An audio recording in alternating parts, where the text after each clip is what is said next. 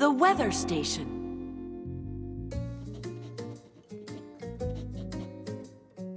So what's the word? Did you finish your homework yet? Uh-huh. Way to go! So now you'll finish drawing us, yeah? I don't know. Katya. Let's go outside. Finally, we have some nice weather. Our weather station says it'll be sunny for the rest of the day. What weather station? Our new home one. I just bought it yesterday. Come on, I'll show you.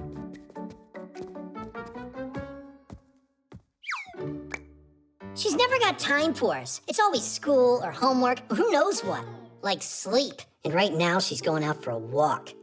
Thanks to new technology this time. You gotta admit, that device is pretty cool.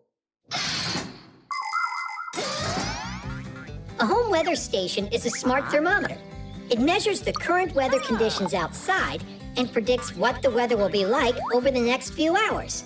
And not just the temperature, but also the speed of the wind and whether you can expect any rain or snow. In order to do this job, the station needs two parts, an outdoor sensor and an indoor base station with a screen to display the information. Many of today's weather stations can also send this information to your smartphone. Told ya, it's a great gadget. I'll shoot a review after our walk. Uh-huh. I'll go get ready.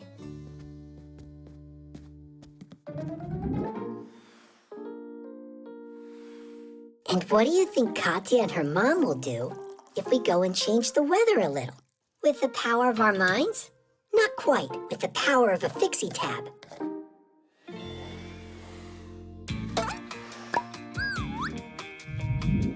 Time for a little magic.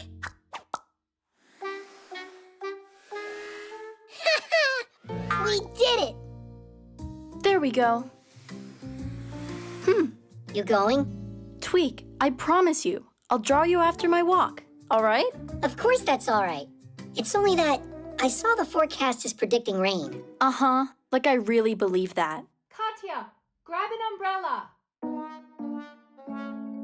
The forecast just changed, but that's not a big deal, right?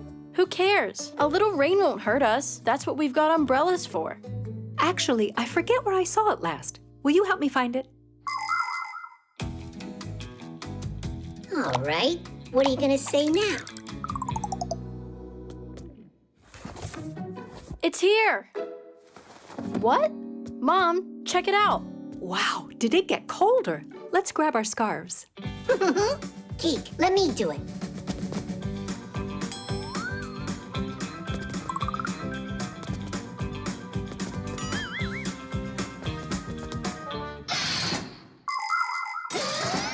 Since ancient times, people have tried to predict the weather. At first, their predictions were made by interpreting signs. If birds were flying low, it meant it would rain. If the night sky was clear, it would be freezing the next day. In the 17th century, when Galileo Galilei invented the thermometer, the science of meteorology was born. In those days, a weathercock or weather vane was used to show what direction the wind was blowing. And a device called a hydrometer would show how humid the air was. Today, all of the changes in the weather are registered by sensors. Their data is being collected every second and is processed by powerful computers. And that's not all. There are satellites orbiting the Earth that are collecting data about the weather down here from up in outer space. I'm not sure if the weather's gone crazy or if this weather station has. Should we check what it says on the internet? Good idea. Where's my phone? Hey, Fixies. What are you planning on doing next? Get out of there, or just forget about me drawing you. What else could we do to keep you at home? Stop your sulking. I can draw an extra picture of you after my walk. Yeah! Tadish! But only if you fix the weather station you broke. What do you mean? We didn't break it. So you two, peace? Peace.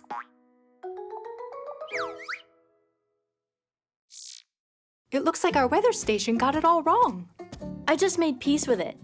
It needed a restart. Now it's working fine. What a smart girl you are. Then let's go before the weather changes again.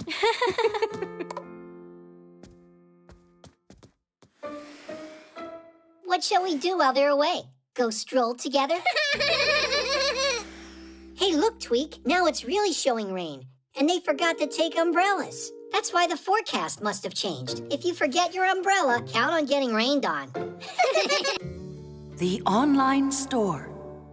1, 2, 3, turn it! Simka, you need to turn it in the opposite direction. No, it's righty-tighty, lefty-loosey. Why don't you come down here and do it, and I'll sit back and watch you? My dissertation? It went great. I successfully defended it. Professor Eugenius? No, he didn't congratulate me. I told the professor over and over not to forget about that. He wouldn't be our Eugenius if he wasn't forgetful. You should stop your joking and go and tell the professor about Elisa. 5, 6, 7, 8, 9, 10. We will fix it once again. Whoa. Guess we shouldn't bother him. Then what do we do now? Look at that, Tweak. What is it? A store on the internet? Uh-huh. The professor probably wanted to buy flowers, but got distracted. I think we should finish ordering them for him. There are so many bouquets to choose from. I'm sure he'd want the biggest one. What do you think these numbers mean? The number of flowers that are in it. Oh, everything's already filled in. The name, address, and a number for some kind of card. There, done. Tadeish! They'll get here in an hour. If there's something you want to buy, you don't have to go out to a store anymore to get it. Clothing, fresh food, electronics, supplies for your pet, or a toy you might like. You can order almost anything you want from an online store without leaving home. It's simple. You pick out what you want, put it in a shopping cart, and pay for it. But kids should only shop online with the help of an adult. Before you know it, your order will be delivered straight to your house. Just as long as you gave them the right address, that is. Ah, what a lovely smell. Oh, there's a note in here. To Professor Eugenius, thanks a lot. I was certain they were from me. Hey, you got it all wrong. They're from him. They're for you. We can fix this, no problem. To Elisa. Done. Another bouquet? These kind of flowers always set off my allergies. Professor Eugenius is so absent-minded. First they get sent to the wrong person, then he sends the wrong kind. We can fix it, no problem. Name, address, done. Why does my phone keep making all these funny sounds today? Don't worry, this time we know that we got everything right. Good job, guys. What is this? How? What happened? Someone used my card and ordered a ton of flowers without me knowing. No, not a ton, just 3.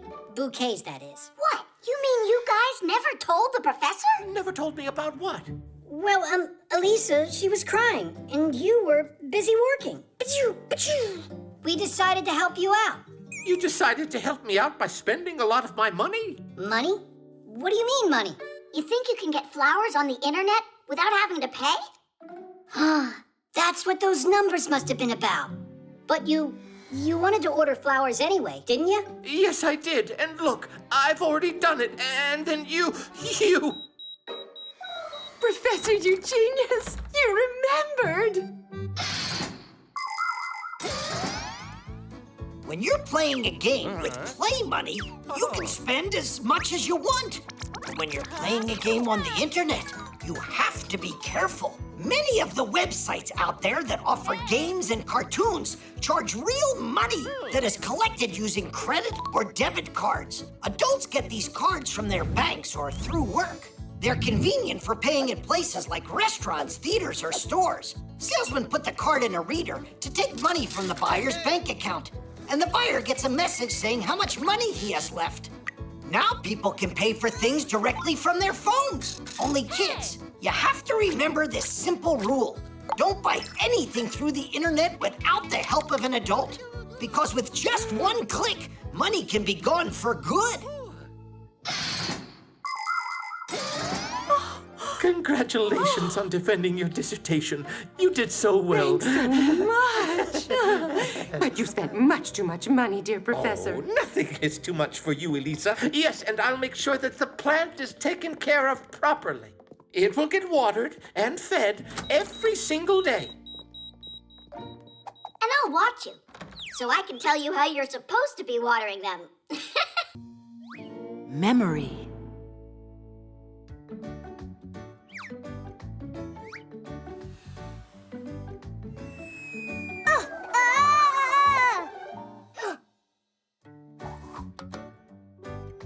Thomas. Ow! Watch what you're doing. Ow! What, your room wasn't messy enough?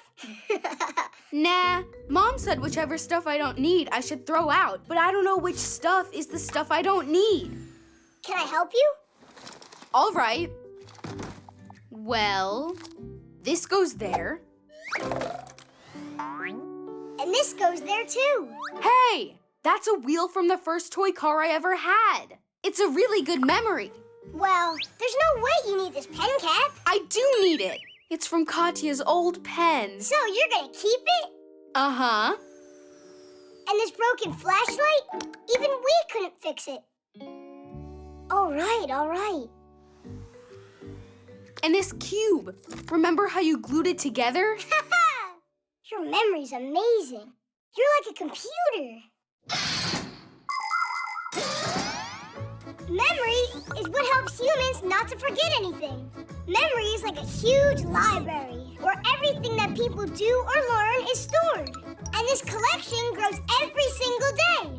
Computers, tablets, and phones have memory too. Only theirs is limited and can get filled up at the very worst time. But you can add memory if you have to by adding a memory card, using an external drive, or putting files on the cloud through the internet. Cool, we did it. The memories are stored away. One last thing. Done. Hey! Papas and I almost got thrown out because of that feather. That's why I did it. It belongs in a trash can. But this is a memory too. No! Whoa! But you filled up the whole box. No, like, it's not your box. I get to choose what goes in it. What's that? Huh? Let go! Or you're not my friend anymore. Tom Thomas.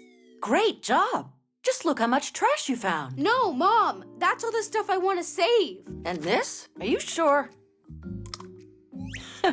Should we make your room into a storage locker? We can move your bed out there. What do you want to do that for? It's because there won't be any room left in here pretty soon. Why don't you pick out what's really valuable to you? All right. There you go. Now that's a lot better.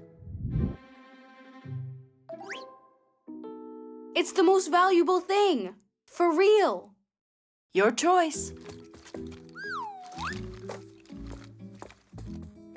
Nolik, Mom's gone now. Nolik, where did you go? Memorabilia helps us remember things we have enjoyed. They could be photos, drawings, figurines, magnets, just about anything. But when you have too many of them piling up and they're not organized at all, those pleasant memories can quickly disappear. If you want to organize your pictures, you can scan them and store them inside your computer. You can nicely arrange your figurines on a shelf and keep them dusted. And while you're getting organized, if you find something you don't need, you don't have to just throw it out. Try to figure out if there's some new way that you could use it. For instance, a cracked kettle could become a lovely flower pot. And don't forget, before you buy something new, really think about it. Maybe you already have it at home. Nolik, are you mad at me? Nolik? Mom, stop!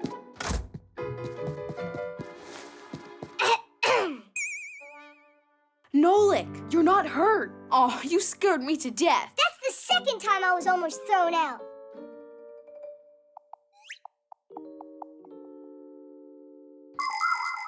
Come on, stop sulking. I said I was sorry, didn't I? And I saved the feather as a memory. Huh? So we won't fight anymore. Maybe we should throw that feather out. It only caused suffering for both me and you. But what about the memory? That kind of thing you don't forget. Anyhow, I took something else from the trash can for the memory. A wrapper? Uh-huh. You remember when you ate a ton of candy and then your tooth had to get pulled? When was that? Your memory looks like it ran out of memory. 4, The bones. 5, 6, This way. 7, Hurry. 8, 9, Where should I hide? 10. All right, ready or not. Oh, Tula, what happened? You're supposed to be hiding. Digit. There's, over there. There are bones in there. For real? Real bones? They're ancient fossils. Whoa. Wow. What kind of bones are these? A mammoth. A dinosaur. Let's put them together and find out. The first thing we need to do here, find out just how old these fossils are with a device to measure the bone's age. The professor and I were planning on testing all of these bones. How does that thing work? See for yourself. This bone's 1,000,000 years old. No joke? No joke. Oh, what's the picture on there? Just a decoration? Isn't that a radiation sign? Radiation? Isn't that stuff dangerous? In small doses, it's not dangerous at all. And if you're really interested, this kind of radiation's called ionizing. Ionizing radiation, or just radiation as it is more simply called, is a powerful force. Although it can be dangerous if handled improperly, when used safely, it can be very helpful. In airports, subway, and train stations, radiation is used to inspect luggage. If someone tries to sneak their pet cat through security in a suitcase, it'll be discovered right away. And that's not all. Radiation helps detect tiny cracks invisible to engineers in airplanes and rockets. Different kinds of foods are exposed to radiation to get rid of pests and harmful bacteria. And people examine paintings with radiation. If they get lucky, it's possible to discover old sketches and writings, or even find a second masterpiece hiding under the first one. I heard radiation gives off a greenish light. Is that true? It's important to remember that radiation doesn't have color and no smell at all. Why don't we go just check the bones already? Because I am not done yet.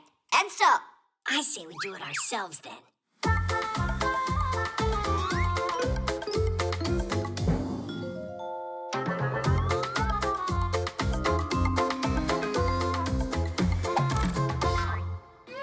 It's just some regular fish. Yeah, real exciting. Let's get out of here. Geek, come check this out. There's more bones? How about there? There are lots more in here. Let's build something cool for Smarty Pants, a special specimen. the skeletons of humans and many animals are made out of bones. They last a long time, and people use them to help figure out when a certain animal lived. How? The secret is in radiation. Bones, as well as living organisms, are a little bit radioactive. In specially equipped laboratories, scientists can take a layer of an ancient bone and pass it through a special machine. The less radioactive particles the machine detects, the older the bone. Ooh, what's that? I think it's an ancient creature. Digital figure it out, right? No doubt about that. The age of this specimen is 10,000 years. Obviously a bird, then. So you think it's a bird? Right, with horns. That is strange. 100,000? That would make it a snake. With wings, you mean? And here, 1,000,000 years old. Then it's a fish. A snake bird fish? Is it possible? Is everything all right? Is there something wrong with your device? Snake, I'm sure. Here it's bird. Here it's fish. And snake. I just don't get what's wrong.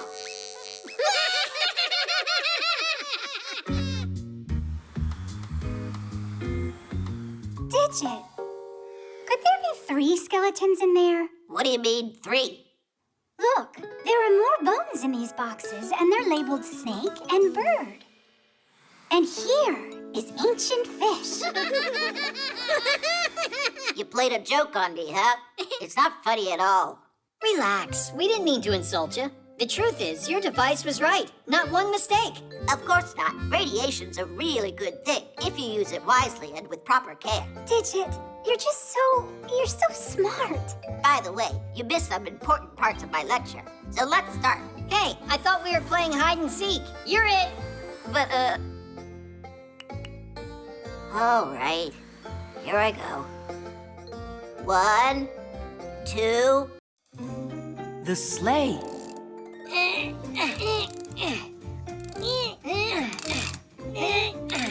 All right, let it drop.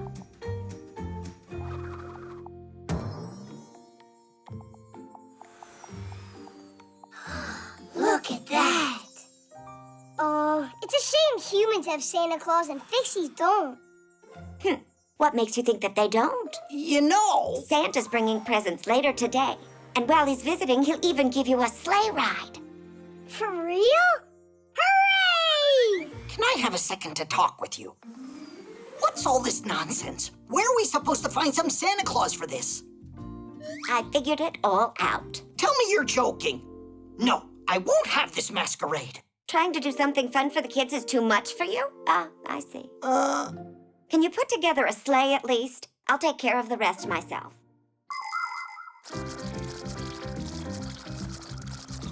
Oh, that was a lot of work.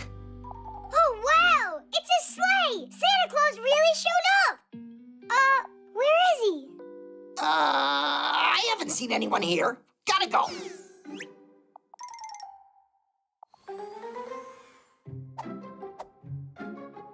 I'll take one ride, that's all. Santa Claus won't care.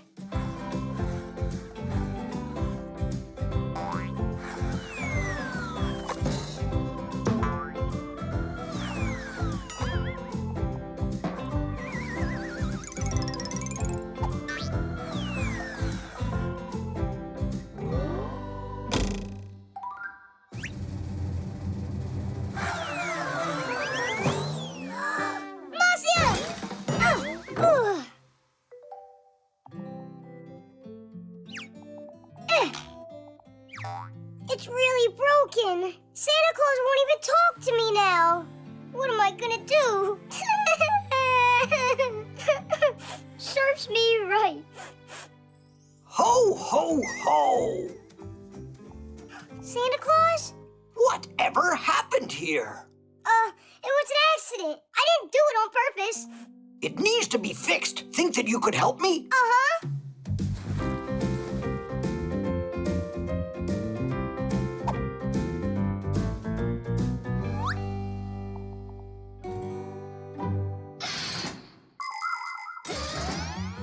Sleds and sleighs are simple but very useful things. Just attach a seat to a pair of runners, and the sled is ready to carry people or loads. In snowy places where cars might get stuck, a sled can easily glide right on top of the snow. And if you harness a dog to one, no one will be able to keep up with you. There are even different kinds of sports that feature dog sledding.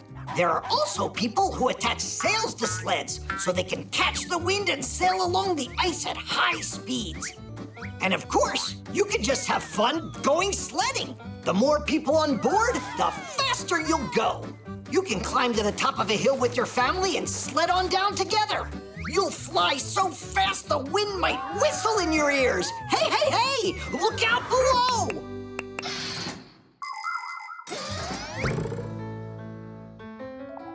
Kadish! Where is my sleigh? Another Santa? I'm Santa Claus. No, I'm the real Santa Claus. You are just an imposter.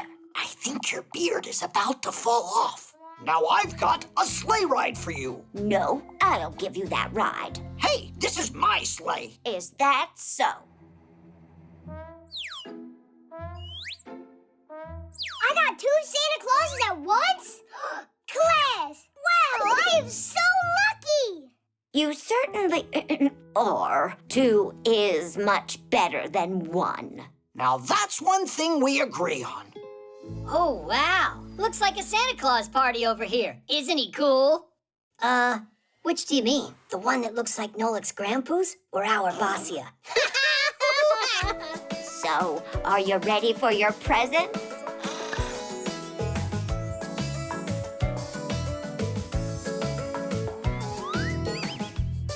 I will go grab my sled from the tool shed, put on gloves and a hat onto my head. Then I'll go, then I'll go, then I'll go. Oh, the wind is so freezing, it's frightening, as I race down the hill just like lightning. On the cold snow I go.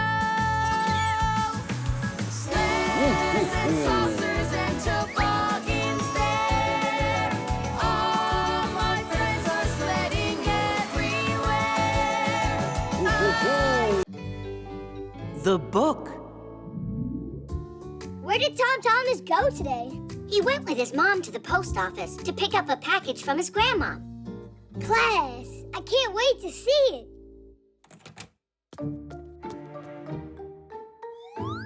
Well, what did your grandmom send you? It's the #1 coolest present. Did you really get a pack-a-mat? What? I'm allowed to dream, right? I wish it was a pack-a-mat. It's a book. Oh, wow! That's Treasure Island. What's the difference? I think books are as boring as it gets. I agree. Guys, come on! Inside of this book are really cool adventures. What are you talking about? Inside that book are letters.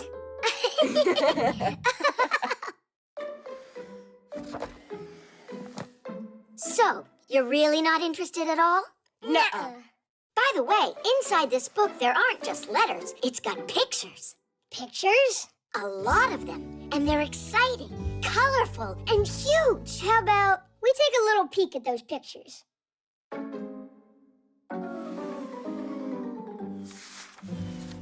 Oh, pirates! Uh-huh, a gang of them. Simka, help me out! Whoa! Check out that skull! What's going on here? Well, if we want to find out, we'll have to read it. Will you read it to us? All right. Having taken a hold of the map, the pirates set off to find the stolen treasure, and they walked on and on.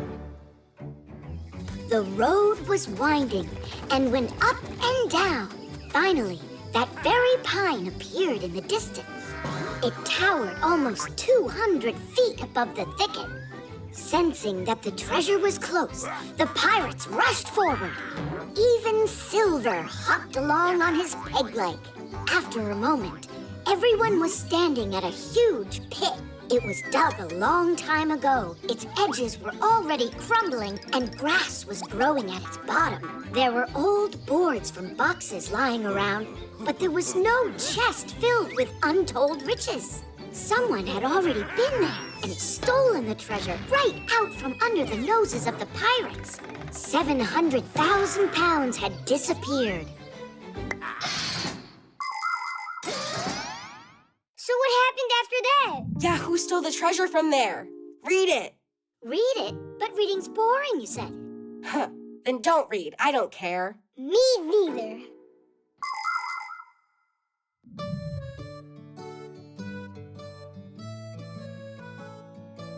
Oh, it's the guy who thinks reading is boring. What? I wasn't reading. I was looking at the pictures. I can't believe you! You're reading it without me? Grab it! Chusaka, this is not yours. Give me back my book. Pull it harder, harder! Yes. Oh, this is bad. That book was his grandma's present. We'll fix it. In ancient times, people copied books by hand, but now they are made in printing houses. First, a mock-up is produced to place the text and pictures where they belong. The pages are then transferred to metal plates, which are loaded onto rollers. Ink on the rollers is pressed onto paper as it passes through the printer. The pages are then trimmed to size and stacked into reams. Next, the pages are put into order, stitched together into the inner book, and finally glued to the cover. Good. Now, carefully. Great job. So now can you read the book to me? I think it's someone's time to go to bed right now. Just a little more, okay? So, it's not boring then? It's not. Tom Thomas, were you reading? Mom, Treasure Island is really great. You were right. It's the #1 coolest present. I am so glad you like it. But why don't you continue reading tomorrow? Now it's time for bed. All right. You've managed to wear it out already. Well, me and Chusaka, we were fighting over the book. I think she also wanted to read it.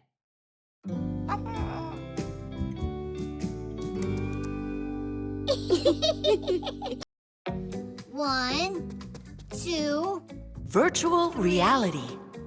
4, 5. Ready or not, here we come. You find Tom Thomas, I'll find Katya.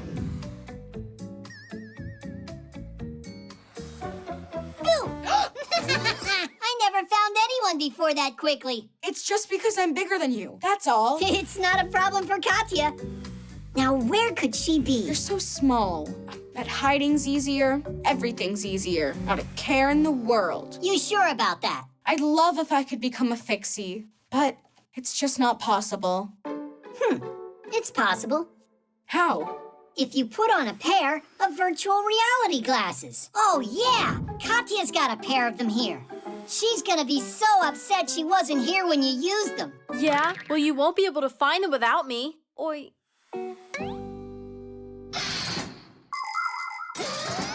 Virtual reality glasses have a pair of lenses inside of them that are each projecting a different image. The left image is very close to the one on the right, but it's shot from a slightly different angle, making the brain believe it's looking at one 3D scene. No matter how far you turn your head, the view doesn't end. By the way, special sensors can track your movements, which means you can use these glasses to play games, take rides, or even exercise.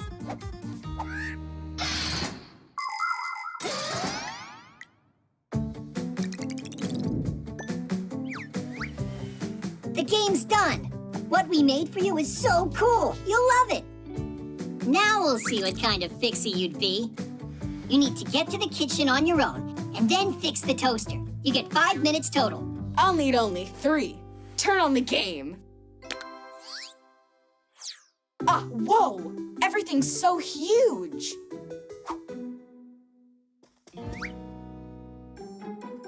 It's so high. Jump! To the floor? Like I said, he won't get through a minute of this. Tadish! That wasn't too hard. Now try getting to the stairs. It's only 3 steps to get there.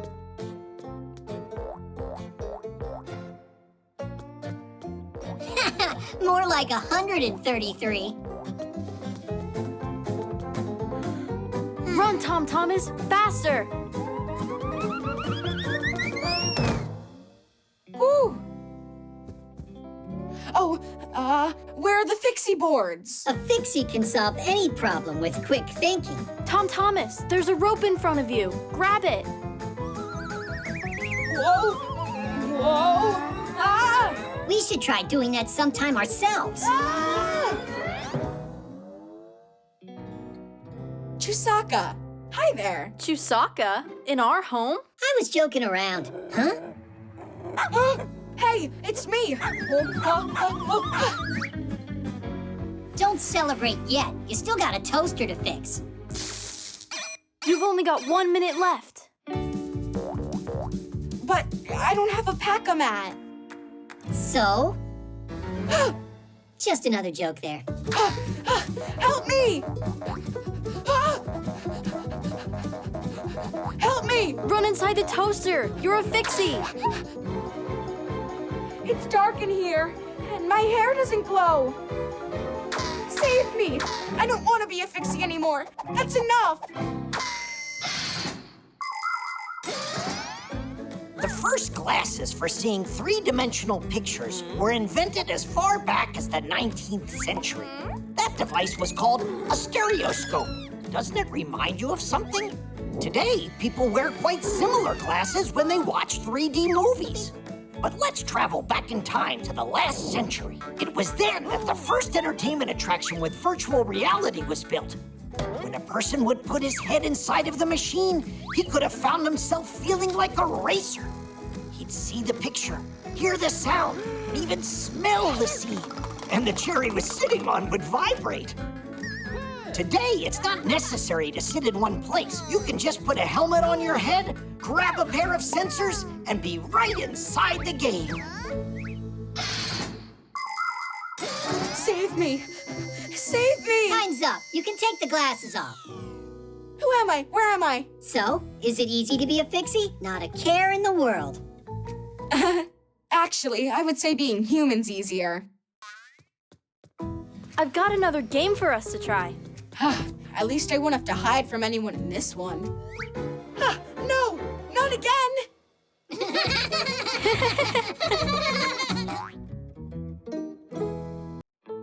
The computer.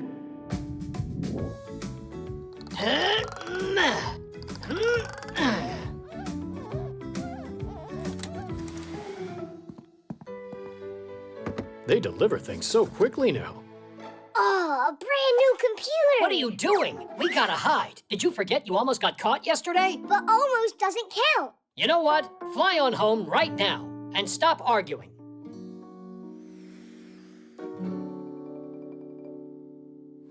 Here goes. A computer consists of a monitor, a keyboard, a mouse, and some kind of case like this that holds the CPU, which some people call the computer's brain. Portable computers are called laptops. They have all these parts inside of them, even a camera. Unlike a desktop computer, a laptop can run when it's plugged in and from a battery. And don't forget smartphones. They're computers too. They can do so many things and can fit right in your pocket.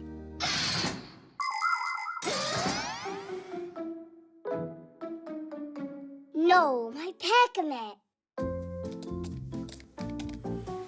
I left my Pac-A-Mat here. Papoose, where are you? Uh-huh, I see. You're in my computer now. He's what? I need all of these programs installed, and an antivirus too. Can you do that? That's excellent. Let's fixalate to make it great. Let's fixalate? It's what my son says. It makes me laugh. Papoose is in the computer? You said you don't need me for now? All right, I won't bother you then.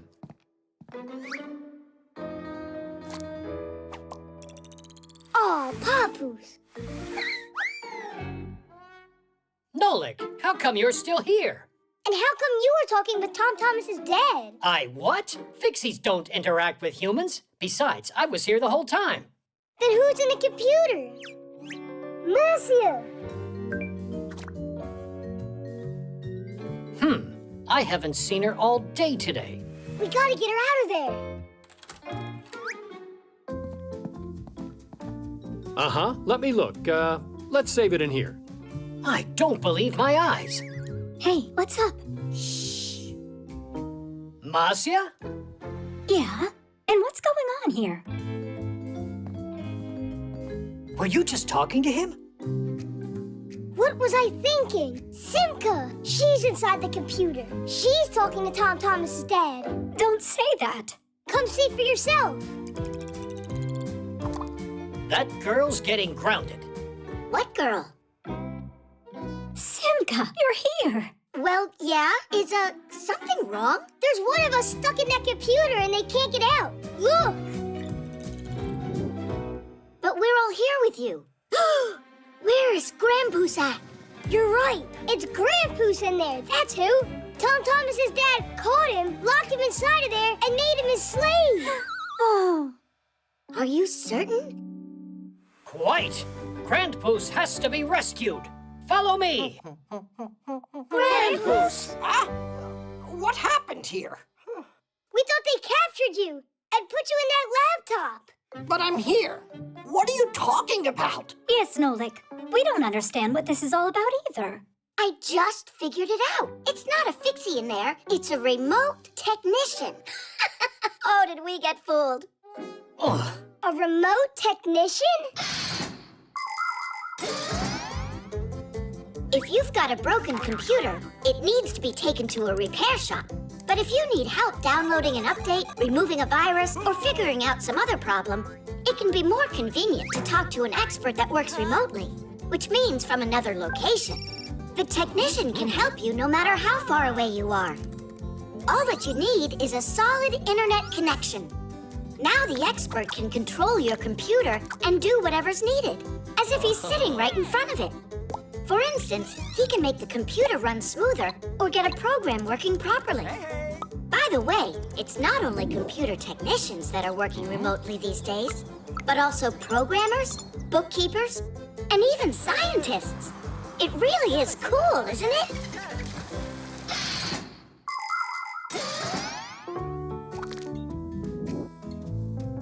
This is great. It's all done.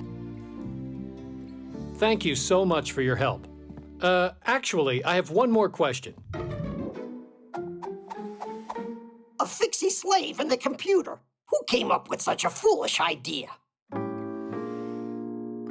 are you looking at me? You should blame Tom Thomas's dad. He's the one who called tech support. The hook. Woohoo! Simka, look out! Geek, why did you hook the Fixie boards together? Because it's fun to fly in a train. Anyhow, I'm Tweak. Geek's over there. Hello. You really must learn the proper way to use things. You agree?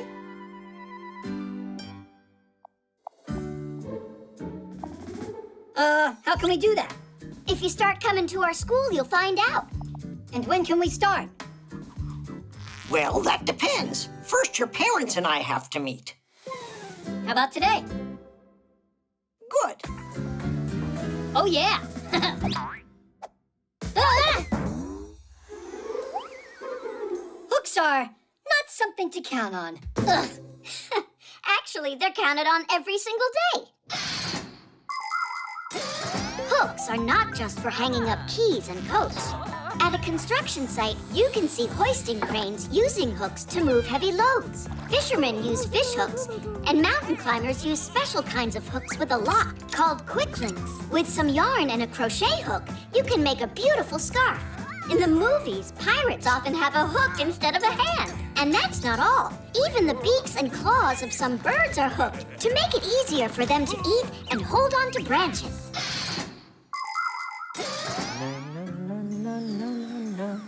Irons, phones, and toasters, MP3s and TV screens.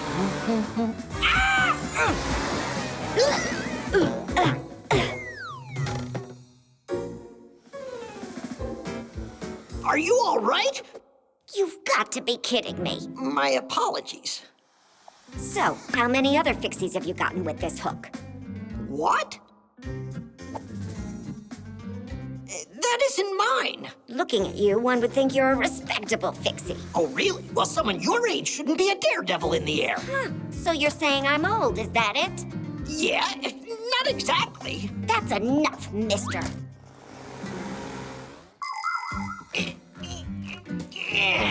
My, how they tied this up.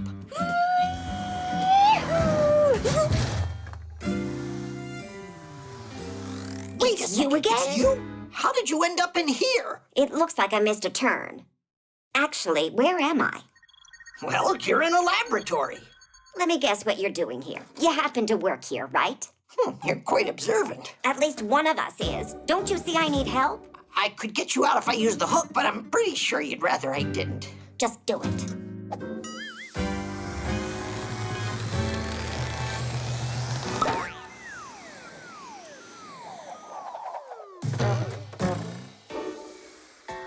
Please learn the proper way to use things now, will you?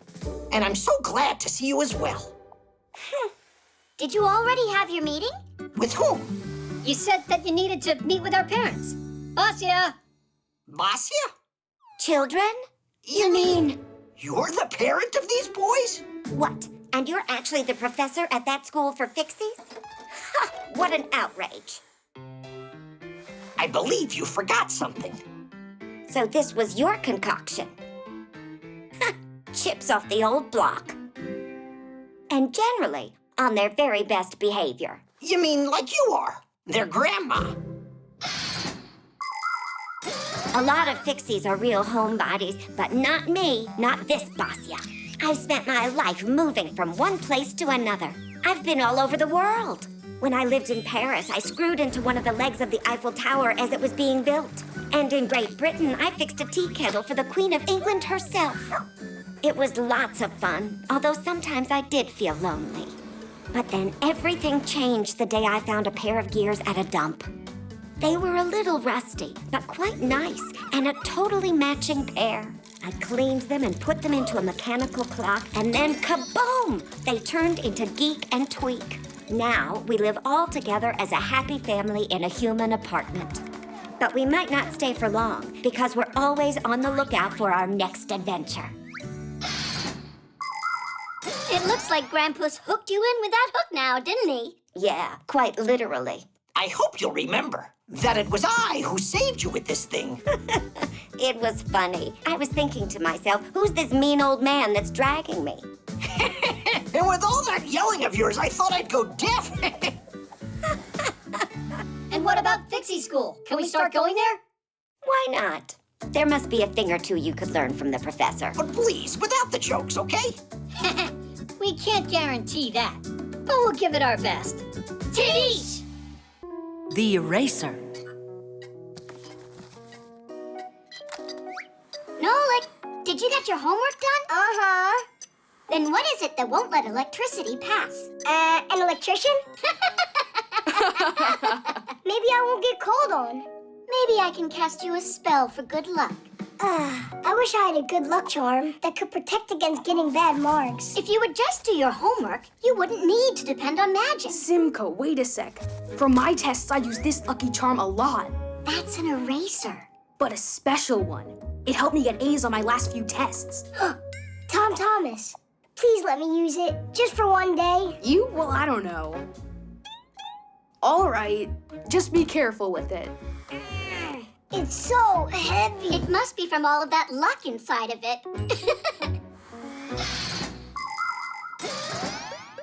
Since long ago, there are many people who believe that charms can bring good luck to them and protect them from all sorts of problems. Their charms can be any ordinary object, like a looking glass, a pen, or a doll.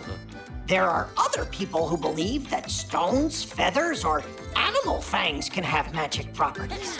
In ancient times, even a handful of sand could be regarded as a lucky charm. Before going on a trip, travelers poured it into their pockets in order to ensure their safe return home. Yes, stories about the magical powers of objects sound appealing, but so far, scientists have not been able to confirm any of them. That's why it's important to remember that you won't solve your problems with the power of a lucky charm, but rather with the power of your own mind.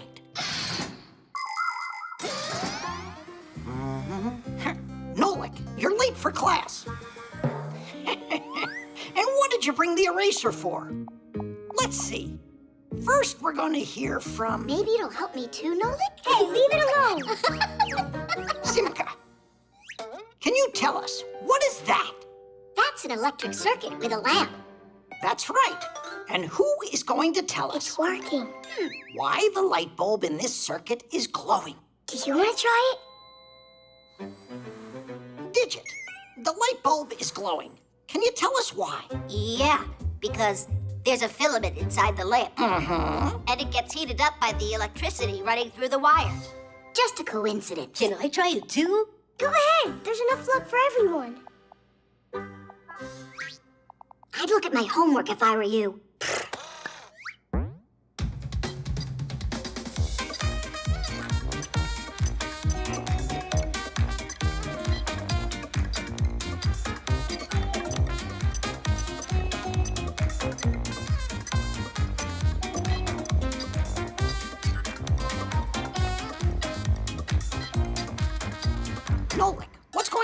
with you today. I'm asking you for the third time. What is it that won't let the electricity pass? Wait a sec. He needs a second for his charm to give him the answer. Ah, that's what it is. And so? And nothing. It helped everyone else but me today. Actually, your charm does hold the answer. Can you tell us what it's made out of? It's made out of eraser. And erasers are made out of what? We can't keep stretching our lesson out like rubber. Is it rubber?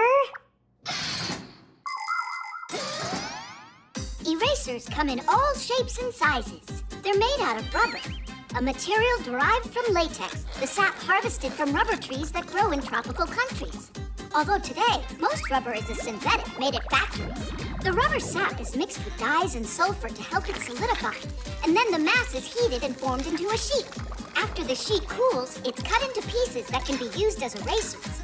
By the way, the very first erasers weren't made from rubber, but from bread. You mean rubber won't let any electricity pass at all? Well, you're absolutely right. Want to check it?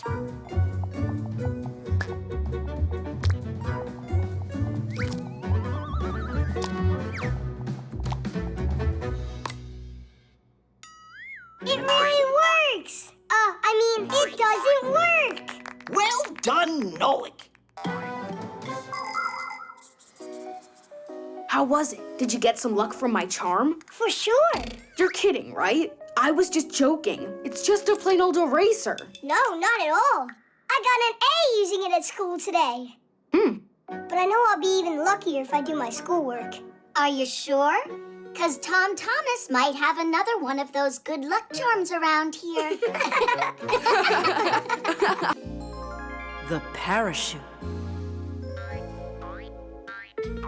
Pass it, Geek! Actually, I'm Tweak. It's impossible to tell you guys apart. Well, yeah. Nolik, come on, we're gonna be late. Oh, we've got a class to go to. It's about parachutes. Hey, actually, me and Geek are the world's best Fixie parachuters. The world's best? And we can teach you how to jump. Thanks, another time. We'll just take one jump. Then when you get to school, you'll be the most prepared of all. Simka, it'll only take a minute or two, and it'll be awesome. And you really know about parachutes? Uh-huh. A parachute looks like a big umbrella.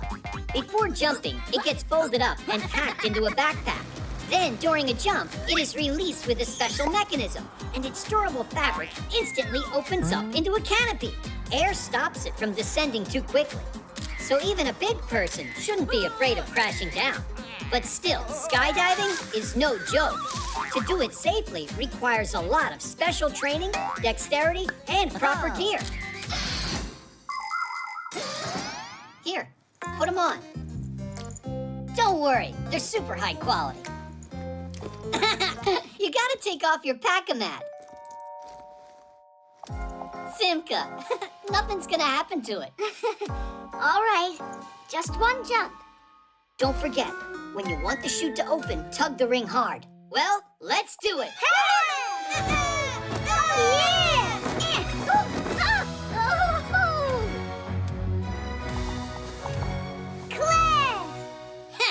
That was nothing.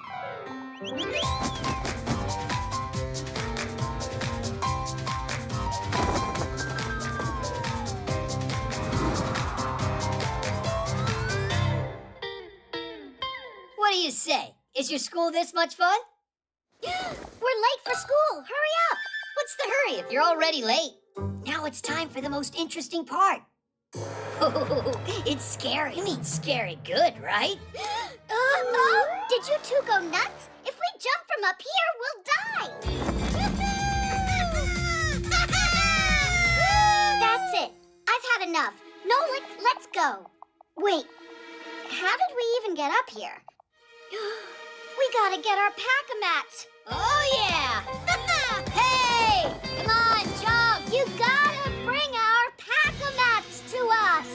No, they'll open. Just jump. You heard me wrong. What, are they waiting to show us some formation? Uh-huh.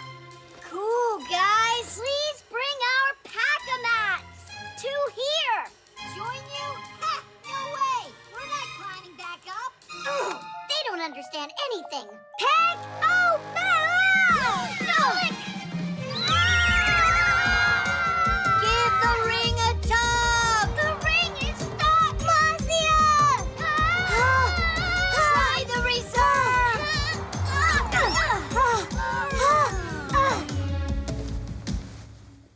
That's called landing in style. Landing in style? We almost plunged to our death because of you. Uh-oh. What is going on in here? Grandpoos, we were just, we were... Cutting school, I believe. Aha.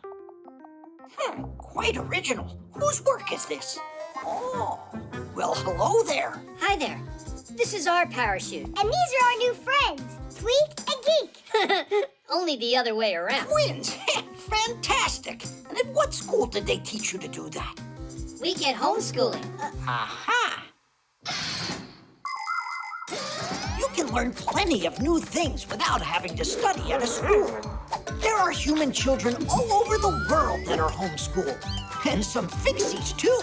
Both of these ways have pluses and minuses. For instance, you might not get called on in a class with lots of pupils. But at home, where you're always face-to-face with the teacher, you've got to be well prepared.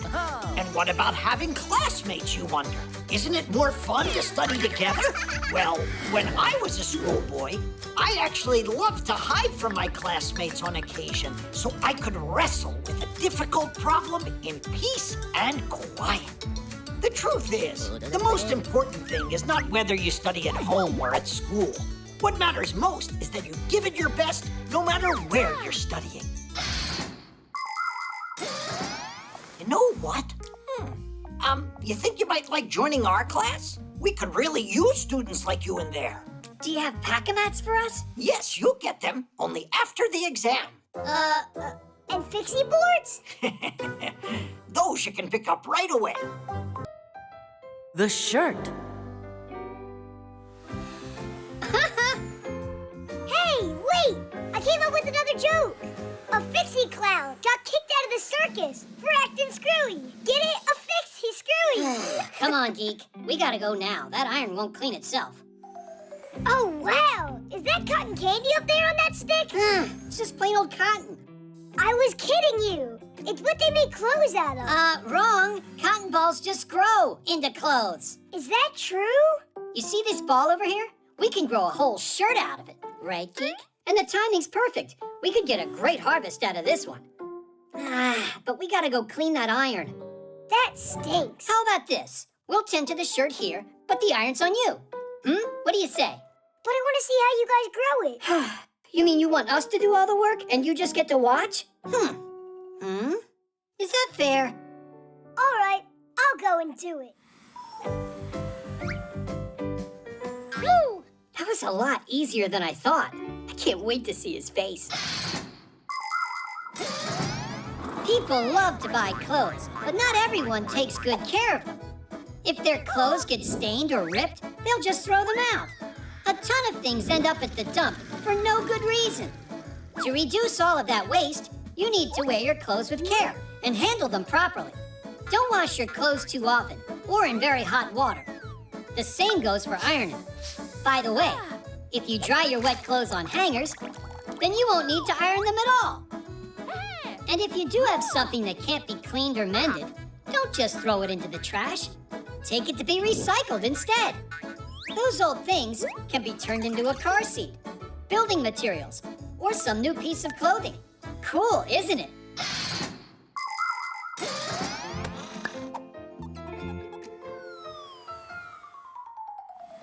Pretty good, right? So let's start the show.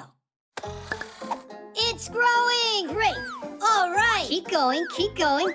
Keep it up, just a little more. Come on. Pull. So, did it grow yet?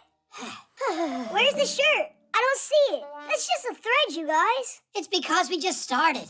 And what about you? Did you clean everything? Then you need to get back to work. Oh, break time. Break time? What do you think we should do next? Did it grow yet? I think you should check back when you've finished half of the iron. All right. You really got him good.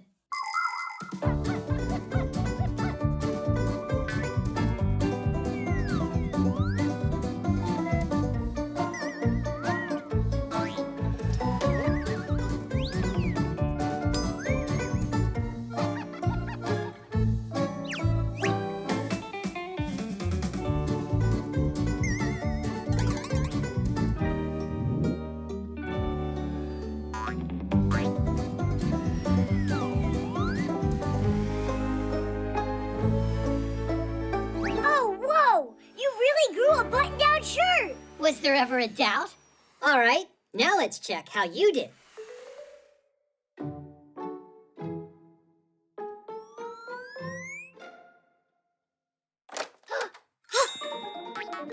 Wow! Mom bought some new shirts. Nolik? Katya, I'm sorry, but you're wrong. They were grown by Tweak and Geek. Funny, you're joking, right? No, I saw it with my eyes. They grew from the cotton.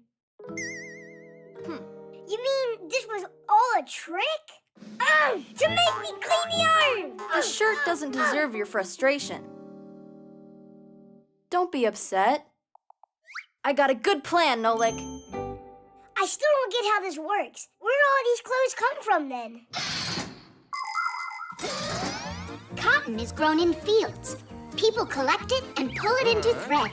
At factories, the thread is made into fabric, and the fabric into clothes that get shipped to stores all over the world. To make sure this process doesn't harm our planet, everything needs to be done with care. That means saving water and electricity and not using harmful fertilizers. So the next time you need to buy a new pair of jeans or a shirt, choose one that is made with concern for nature.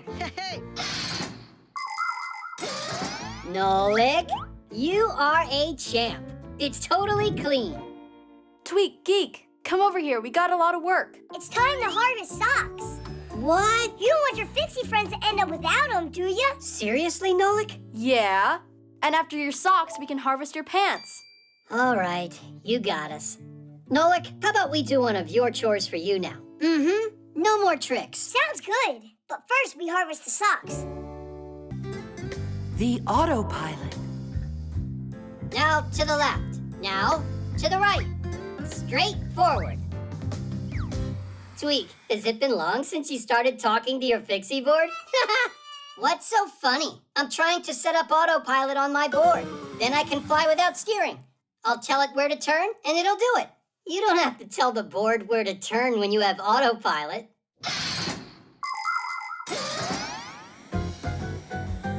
Have you ever seen an airplane flying without a pilot? A train rolling without an engineer? Or a car without a driver? It really happens. There are some vehicles that have a special system called autopilot. If the driver wants to take a rest, he turns on the autopilot and the vehicle goes by itself along a route preset by the driver.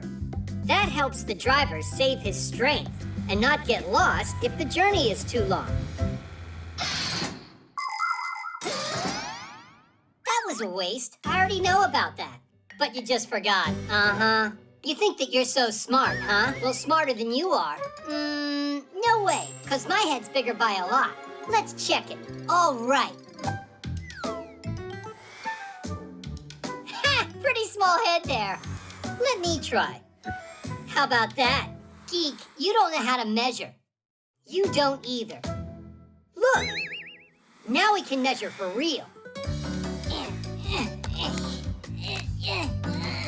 The ruler's not gonna work. Oh! We can use that marker cap. If one of our heads won't fit inside it, we'll know who's smarter. I thought of that before you said it, and I'll try it before you do. Don't you dare!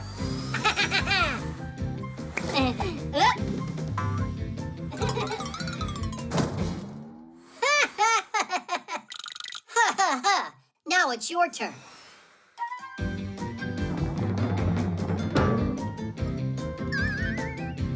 We need something a little bit smaller. Like this?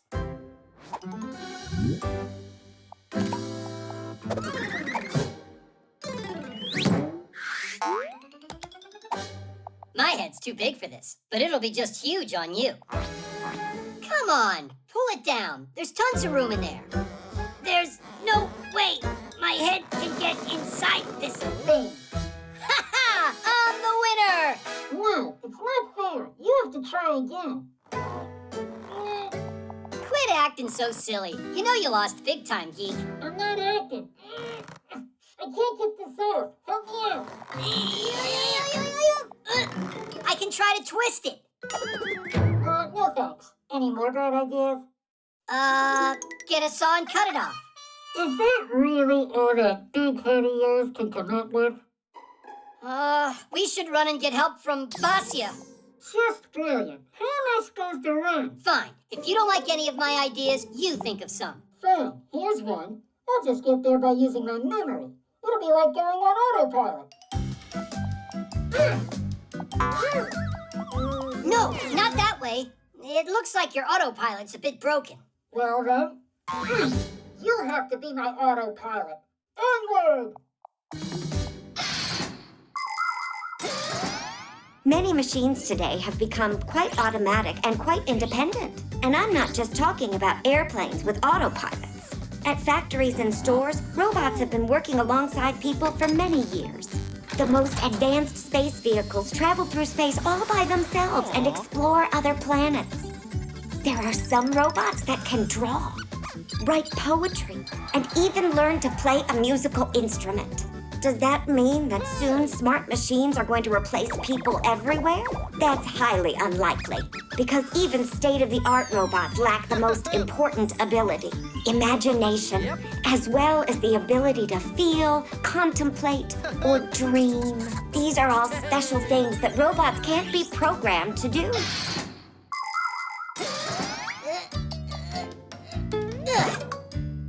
Come on, just a little further. I never thought that being an autopilot would be so hard. And where is Basia? I'm here. Geek, what did you put that thing on your head for? We wanted to prove which one of us is smarter, and I won. By getting him to shove his head in there. So smart. Really smart.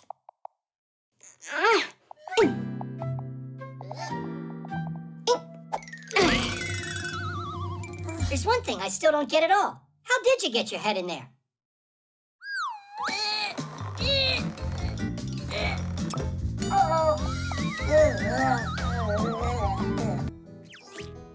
The hiccups. I'm gonna tell you for the last time, this is a bad idea. It's just a joke, all right? Yeah, but it's not funny. Simka, you're boring. It's April Fool's Day. Did you forget? Quit worrying. It'll be funny.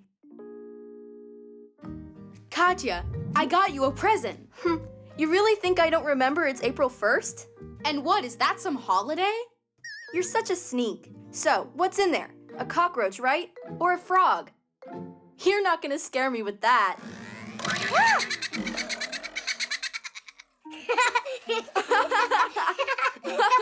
Come on, what is wrong with you? Haha, we got you, April Fool. You scared me half to death, you two. Hey, come on. We were just joking. Great joke. Way to go. You ended up giving the hiccups to her. Humans use their lungs to breathe with the help of special muscles, the intercostal and the diaphragm. When these muscles contract, you inhale, and when they relax, you exhale. On its way in, air passes through the vocal cords. If you swallow unchewed food, drink a lot of water in one gulp, or just get scared, then the diaphragm starts contracting uncontrollably. These contractions make the vocal cords close very, very quickly, which produces a sharp sound that is called a hiccup.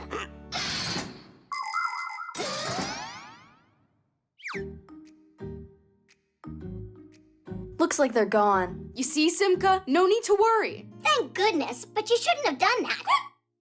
They're back? Katya, you gotta try holding your breath.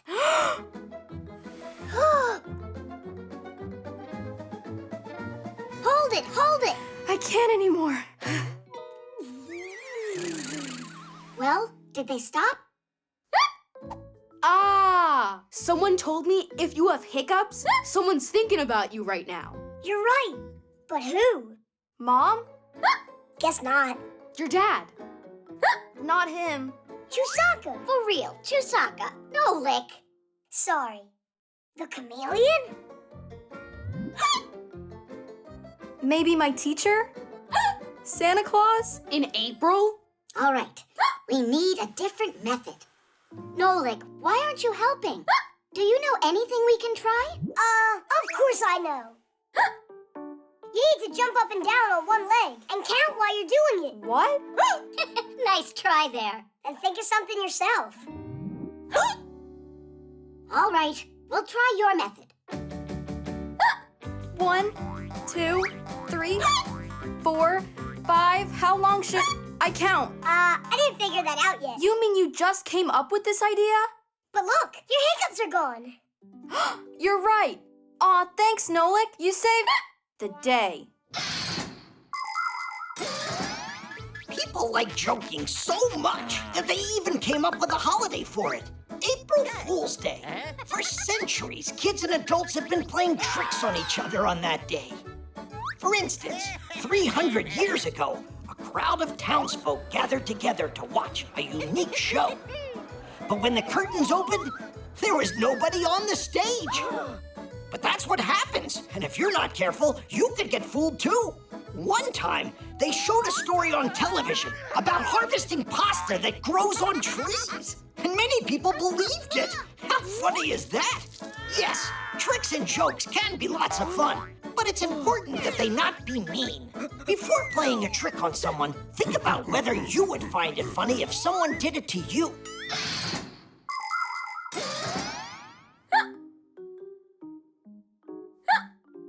I heard that once there was this guy, he had the hiccups for 100 years. And was it the poor old guy's friends who scared him? An idea. You need to eat something really sour. Do you have a lemon? Thanks. Why don't you eat it first? Why would I?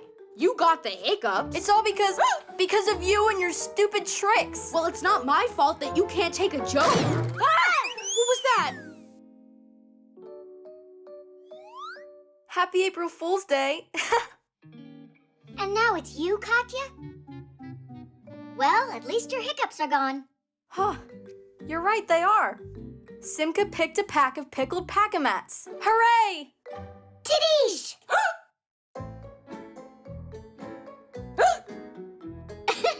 I guess the hiccups are contagious. Just don't worry. I have a surefire way to get rid of them. The recording.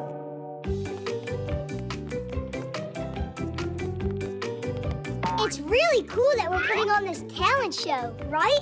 Mm-hmm. Do you know what you're doing yet? I'll be out there watching you. What do you mean? Everyone's gonna be in the show.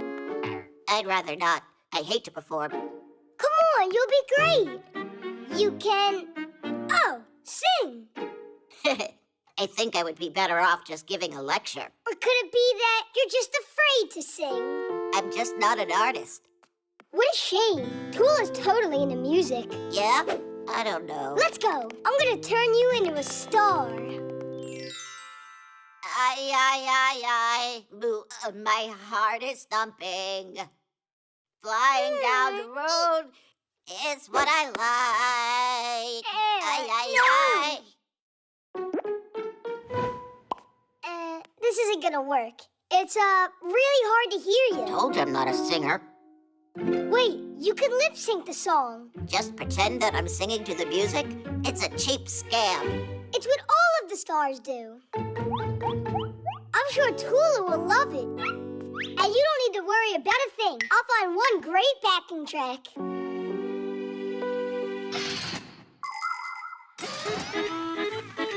A song can be performed live or played from a recording. Do you know how a recording is made? First, the songwriter gets an idea for a song and writes the words and the music, which is made up of chords and a melody the words are sung to. The songwriter might then go to a recording studio to have other musicians play on the song. It could be just a small band or a whole orchestra. Now it's the singer's turn to add his voice to the recording. All of the parts are then combined inside a computer, and the recording is finished. And these recordings can be played whenever you want to hear the song. But some performers use their recordings when they put on concerts and only pretend that they're actually singing. I don't know about you, but I prefer hearing a singer really perform live.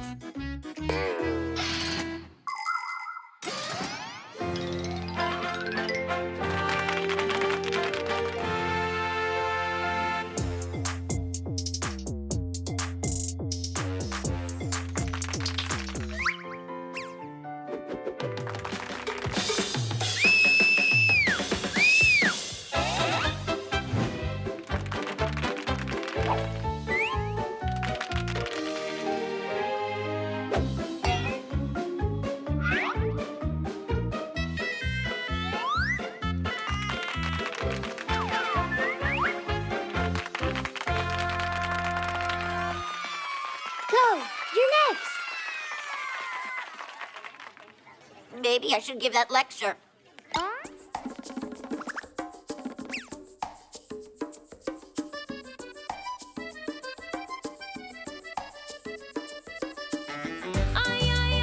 My heart is thumping. Flying down the road just like I like. My pedals pumping. Hey, you're lip syncing. That's not your voice digit. Lip syncing. Shame on you. You're a fake. You can't fool us. Don't quit. Go sing it yourself. You gotta try.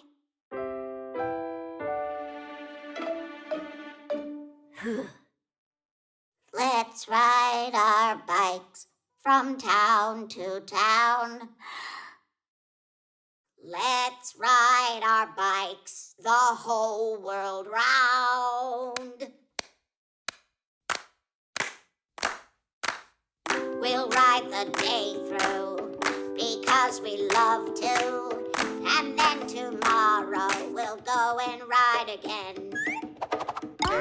I, my two-wheel wonder. When traffic's jammed, I slip right through. I'm unencumbered. I am the driver and engine too. Let's ride our bikes from town to town. Let's ride our bikes the whole world round. We'll ride the day through because we love to.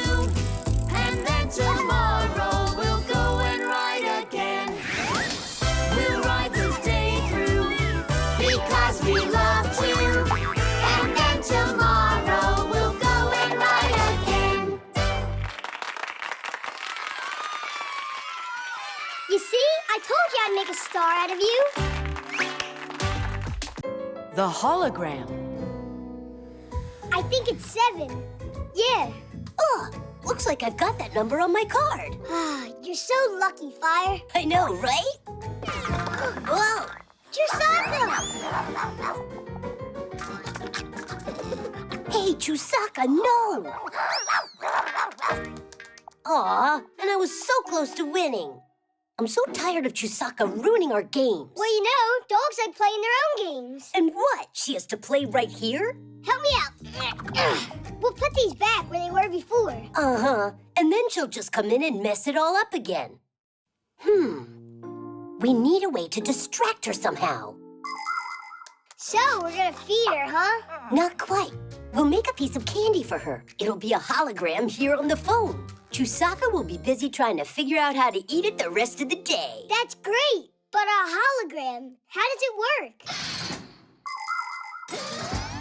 A hologram is a three-dimensional image projected into the air. It looks like a real object from every side, only it's translucent. You can look at holograms in your own home. To do it, you need to make a pyramid out of clear plastic.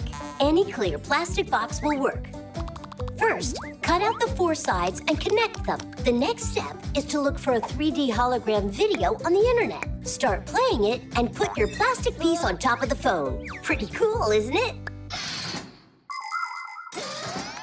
Class. It's like real candy. Chusaka, get over here.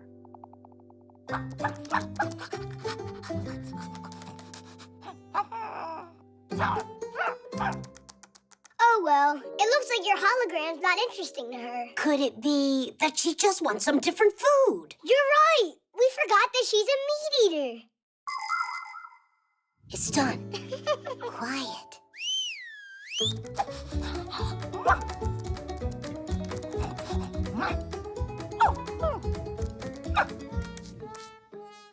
I don't get it. What's wrong with it now? Nolik, how dumb are we? We made her some meat, but it doesn't have any smell. Done. Let's hide.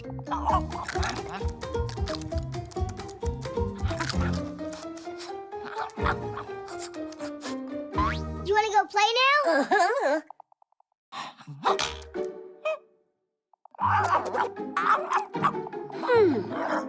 It wasn't the plan for the hologram to work like that. Fire, we gotta help her. Help her? How come? She's the one that did that to herself. Fire was just kidding. Tell her, Fire.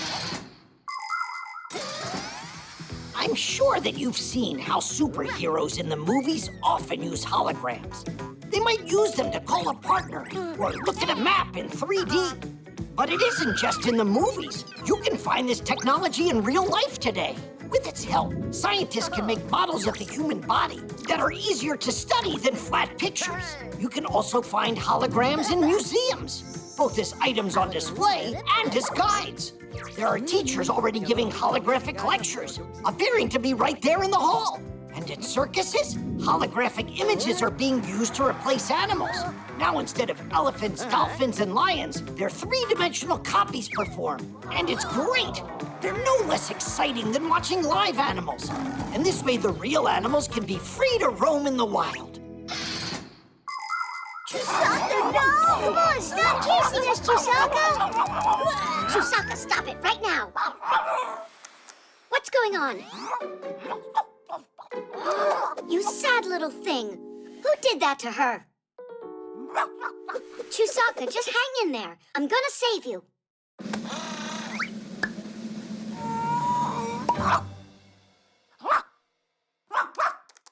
Whose idea was that? We thought Chusaka would get distracted with a hologram, but then she put her nose in there and got stuck. It was her fault. She's the one that kept getting in our way. Maybe you were getting in her way, actually. Fire, wouldn't the table have been fine for this game? No way in the world. I am gonna play where I want. Come on, I'm sure we can work this out. So you Fixies are safe, and Chusaka has eaten. Well, let's see. 5! Bingo! Chusaka really loves that catapult game you came up with. And I love how she beat us in bingo. Just like always, best at everything. Maybe you didn't notice, Fire, but I saw you win a game today. What game was that? That scary one. That game of tag with Chusaka. The X-ray.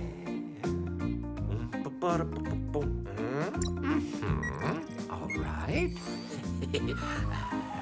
Good. Psst, the professor. He's fiddling with that X-ray again. Oh, wait. I bet you he's gonna go and test it on Elisa now.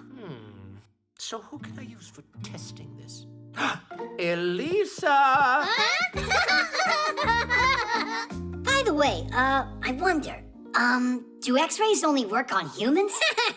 X-rays work on anyone. The X-ray's power lies in its special rays. These rays easily pass through soft tissues, but can't pass through bones. So their shadow appears on the X-ray film. This way, a doctor can quickly see if a bone is broken and a cast is needed to help it heal properly. X-rays are very helpful, but it's important not to get them too often and to protect yourself by wearing a special protective apron to make sure the powerful rays don't hit places where you don't want them to go. Do you think we're twins on the inside like we are on the outside? Let's have Eugenius X-ray us. We'll tell him we want to volunteer in the name of science. Did you already forget we broke his beaker? I'll bet he didn't forget. Then let's take him ourselves. Move closer to the camera. Professor Eugenius, am I just some guinea pig to you? No, you're volunteering in the name of science, Elisa. In the name of science? Yeah. If that's so, All right, then. What a trooper you are. All right, have a seat right there. Good. And your hand goes here. Perfect. Keep your back straight. Now don't move. Are you ready, Elisa? I'm about to shoot. Cheese. You have simply stunning bones, Elisa. And what is that? What? Is that a gear on there? I have got to get some medical help immediately. Elisa, there's no need to exaggerate. There is nothing immediate. I can explain everything. Dude, why did you turn yourself into a gear? I don't know. I must have gotten scared or something. All right, then I'll try. I'm ready. How do you get this camera to go lower?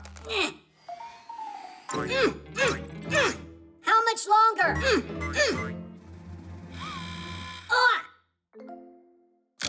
Got it. Or maybe not. It was all your jumping, and now it's frozen. Elisa, it was just a mistake, a little hiccup in the program. There was nothing in there. Are you sure there's nothing there? Me? I am absolute... Elisa, you'll see for yourself. All right, Elisa, sit up straight. There you go. Now don't move, and there. How does it look now? It's moving around in there. Ambulance! Ambulance! I have no idea what's wrong. It's your fault my picture ended up on our x-ray. Well, you're the one that made yourself into a gear. It was an accident. It just happened on its own. So it was you who did this. You have no right to frighten Elisa, you two. We're conducting an experiment over here. We were testing your x-ray. That's it. Yeah? And how is it? Hard to say. Every time we try using that thing, it turns us into a gear. You Fixies have that defensive reaction. Even an x-ray can't capture a Fixie. The picture, that is. Oh. It's impossible to photograph a Fixie. That's right. As soon as someone points their camera, smartphone, or tablet at one of us, we Fixies automatically turn into small screws or gears. Even a machine as sophisticated as an X-ray can't get around this fact. It's not just a useful habit for us, but a reflex. All of us have it since the moment that we're born, even though we're not all aware of it. But the number of times little Fixies have escaped being detected by humans because of this unique trait is simply astronomical. But I'm going to stop joking for a moment now. Are you ready to learn the secret of what we Fixies all have inside of us? We've got a red-hot motor, a clear mind, and a kind soul inside. All right. Take it easy, take it easy. Here we go, with nothing extra this time. Yep. When we're in our gear form, we're also identical. You again. I'm gonna get you. Stop! Come back here. Oh, now they're reproducing. Elisa, there's no need to worry. Look, Elisa, here are my gears. I left them inside the x-ray. You mean there's nothing wrong inside of my hand? No, you're fine, Elisa. How about we take just one last x-ray? In the name of science. Oh. The air conditioner.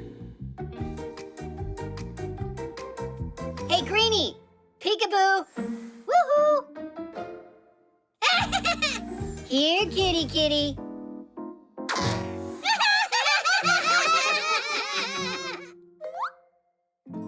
It's taking Digit forever.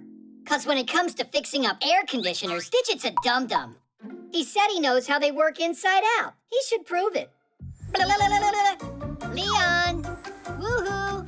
Geek, be careful. You could fall down. When are you gonna learn to tell Geek and I apart? You done? It's working perfectly. Oh, yeah? Then why wouldn't it respond to the remote? Because it's got a stuck button. Where? Oh. Guys, why did you push it like that? It can only be fixed from the inside. An air conditioner gives relief from the heat. It has two main parts. One hangs outside of the house and the other inside. The air in the room is sucked into the unit, where it passes over cooling coils filled up with gas. The heat pulled out of the air is pushed out to the street with a fan, and the ice-cold air is sent back into the room. By the way, some air conditioners not only cool the air, but can warm it up as well. You can turn it on in the winter and enjoy. Piece of cake. That's great. We can finally get cooled off.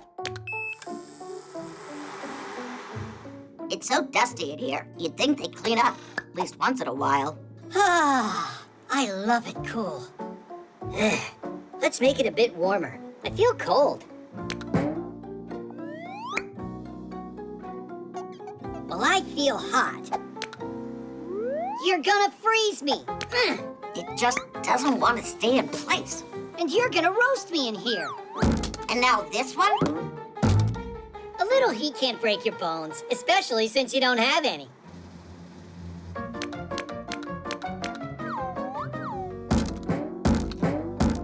Come on, guys. What are you doing? I don't need the remote to fix this.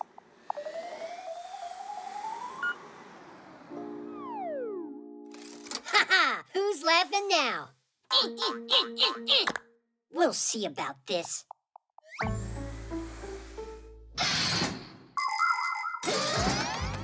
It feels good to be in a room with an air conditioner in the summertime, but it's better not to sit directly under one. You might end up catching a cold and spending your vacation stuck in the house. It's also important to remember that an air conditioner doesn't freshen the air, but rather recirculates the room's air over and over. That's why you should open the windows and air out your home a few times a day. When you play outside on a hot day, try to spend more time in the shade. When you're out in the sun, wear a hat, put on sunscreen, and drink plenty of water. And even though ice cream is refreshing when it's hot, be careful, because it makes it easier for you to get a sore throat. And a simple garden hose can turn any hot day into something special. Just invite your friends, turn on the water, and have a blast. I'm cold. Well, I'm hot. It's cold. No, it's hot. So that's what's been going on, and they call themselves Fixies. Will you stop it already? You're gonna completely break it.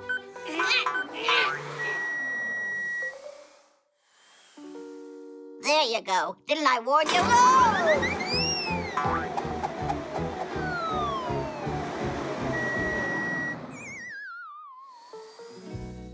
Oh, Oh, help me! Digit? They come. Hold on there. I taste awful.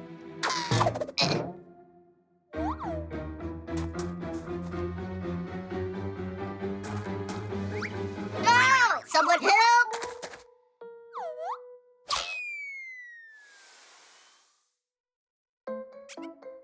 Digit, why did you go inside the terrarium? Leon got spooked. Well, see what you've done? Digit has a cold now. What? It's all because of that stuffy air of yours. What? If it hadn't been for you, Huh? Where are you going? What about fixing the air conditioner? Fix it?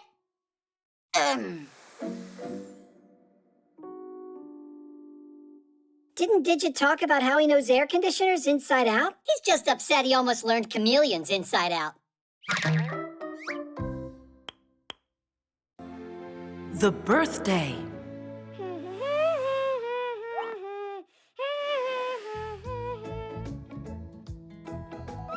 Well, Boogie, how's that? Do I look like the birthday boy?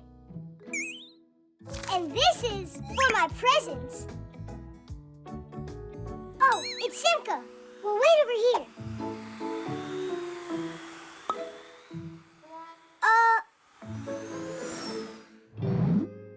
I know, she's making a surprise. Let's go take a look.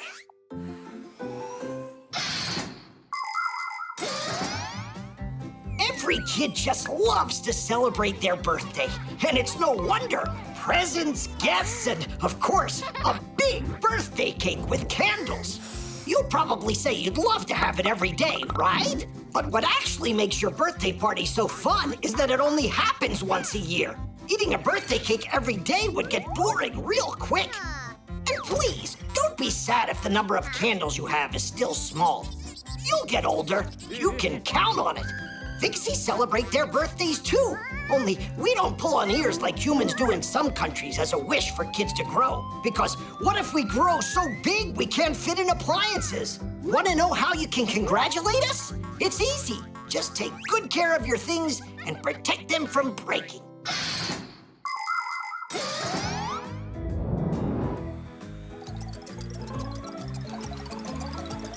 Look out!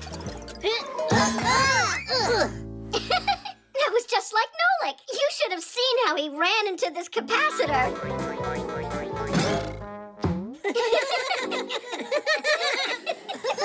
Simka, there was no reason for you to bring that up today. Oops. What day is it today? Is it Butterfly Day? Hat Day. Music Day. What kind of music day? Did you forget? It's my birthday today. Oh, well then, happy birthday. That's all? Ugh, let's go, Buggy. They couldn't care less. Look, my first present arrived. Oh, Nolik, that's mine. Sorry. Bye now. Hey, where are you going? Please, girls, stay focused. That was the third take you messed up. How about that time when Nolik was shooting us? Yeah, who could ever forget that?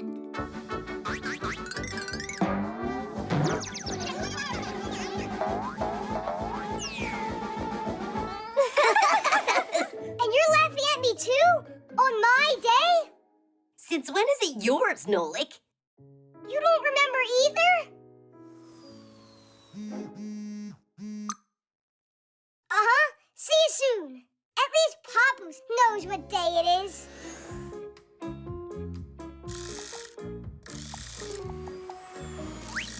Oh, Nolik! Here, help me out. Give me a screwdriver. And, what is that? It's a projector. If you want a real movie theater in your own home, you'll need a projector. You plug it into your computer, pick a movie you want to watch, and the video signal will travel through the wire to the projector.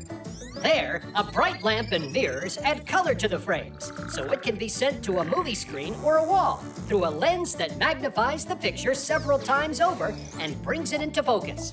Some projectors don't even need a computer to work. The movies are stored right inside the projector.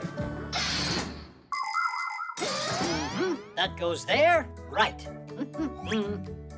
Papoose, don't you remember what day it is today? It's Friday. That's all? I've had it with all you. I'm gonna go fly away to the moon. Come on now. Do you remember how that ended up the last time you tried? Are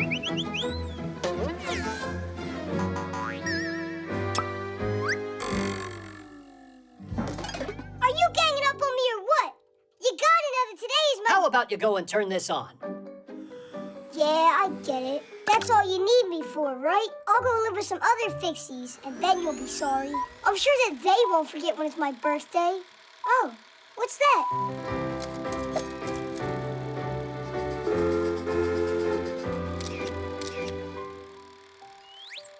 Nolik is the best! Nolik is the best! Nolik is the best!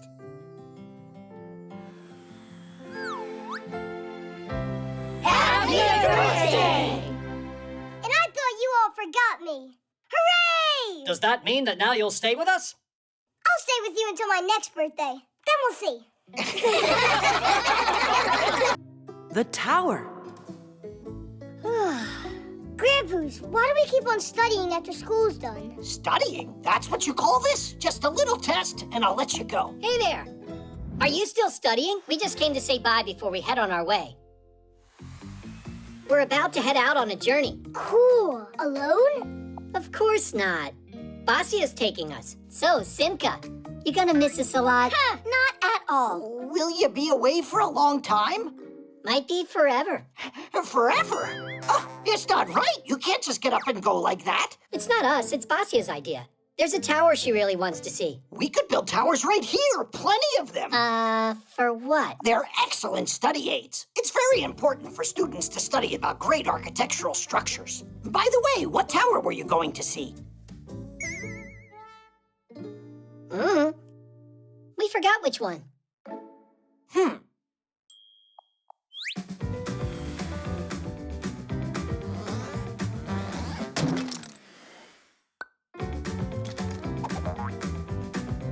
Why are you standing there? Come give me a hand.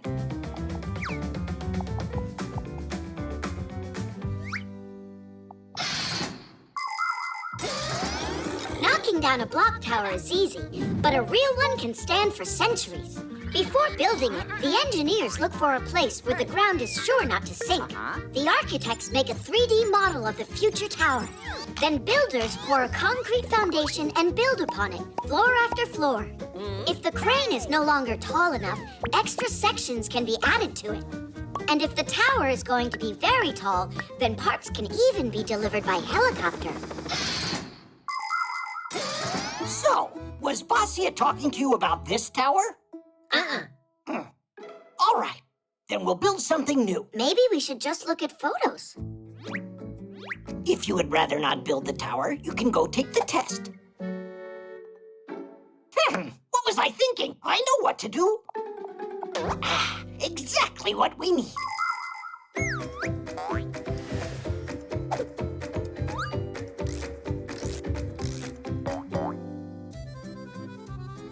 Is that it? Nuh-uh. She's been there 100 times already. Come on, think. What other places would she talk about? Excuse us. We gotta go now. Just hold on there. I say we build another one. Grandpa's. And what is Tom Thomas supposed to tell his parents if they see all these towers? He'll say that he made them himself. Come on, quicker! I don't know why Grandpa's is so worried how this tower's coming out. Yeah, he's worried, but it's not about that. People have been building towers since ancient times because looking out from a height made it easier to see, for example, if an enemy was approaching. The first lighthouses lighting the way for ships appeared about the same time. Lighthouses are also towers. In the Middle Ages, people started hanging bells at the top of towers. If a fire broke out, a watchman would ring the bell as hard as he could, and people would run to help. Later, clocks were installed in towers in the center of cities for people to know the time. In the 19th century, people discovered that it's possible to store water inside of a tower. For many years, the tallest structures used to be television towers. But those days are over. Today, modern skyscrapers are built for offices and even as people's homes. It's not this one either? Are you even sure that a tower is where Basia is taking you? What can I do to make her stay? To make who stay? The Tower of Pisa, that's who. She's leaning. Look at all these towers. They're all for you. Grandpa's made them. They are genius, not the least worse than the originals. Then stay here with us. Why do you have to go anywhere? If you want, we can build you more of them. Which one is your favorite? I didn't realize that you were so industrious. Basia, how about we stay a bit longer? Our school's here, good friends. What choice are you leaving me? All right, so be it. Denise! Oh. You're gonna stay with the professor, and I'm out of here. And can I count on you to take care of my kids? And so, you're still leaving? No need to worry. I'll only be a few days. How could I live without you?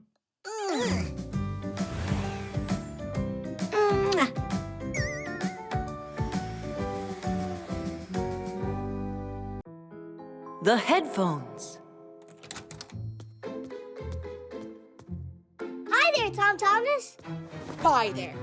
You're not a friend of mine anymore. What? What did I do? Huh? Nolik? Hi there. You just said that I'm not your friend anymore. I said that to Johnny. I asked him to help me on my spelling test, to give me the answers through my headphones, but he said I just need to study. Wow, your new headphones. They're cool. Simka would love these.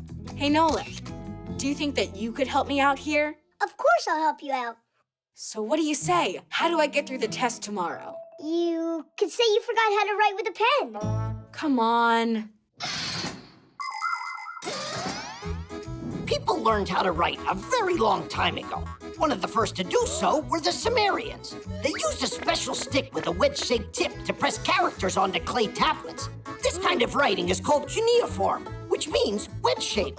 How do we know what the author wanted to say? Scientists had to rack their brains to figure it out. In ancient China and Egypt, people invented hieroglyphics, where one symbol stands for a whole word.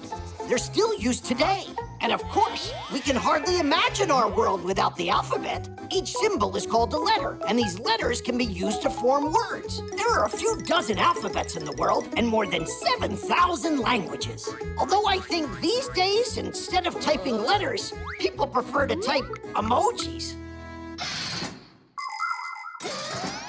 How am I gonna pass? There's no time to learn all this. That's a shame. Sorry, but I don't know how to help. Hey, Nolik, I got it. You can read me the answers. Can I? Spell snowball. Not like that. I need you to spell the words in here. You mean go inside the headphones? No, you just gotta call me. You know, like from somewhere else. Like the TV. To test the connection. Ah, I get it. Let's go? Yeah. Great. Cucumber, basketball, artichoke. Hey, stop. You gotta go slower. Absolutely. What absolutely? Will you tell me the next word? That's what I'm trying to do. Absolutely. Then tell me it, Nolik. Absolutely. Ah, with an O or an A? Where? Give me another word. Crook. Crook? Rook with a B. Is it possible to speak clear and louder? Excavator. Don't yell. Someone will hear you. You're the one who said loudly, excavator. Escalator? Vader. Like Darth Vader? You said escalator. Not escalator, it's excavator. Hello. Why did you hang up the phone like that? Because I couldn't figure out a single thing that you said. Of course not. Your headphones are obviously broken. They are not. You just don't know how to spell. I'm telling you, these headphones are broken. But I'll fix them for you. Thomas, you can be funny, you know. How can your headphones work if they don't have wires attached to them?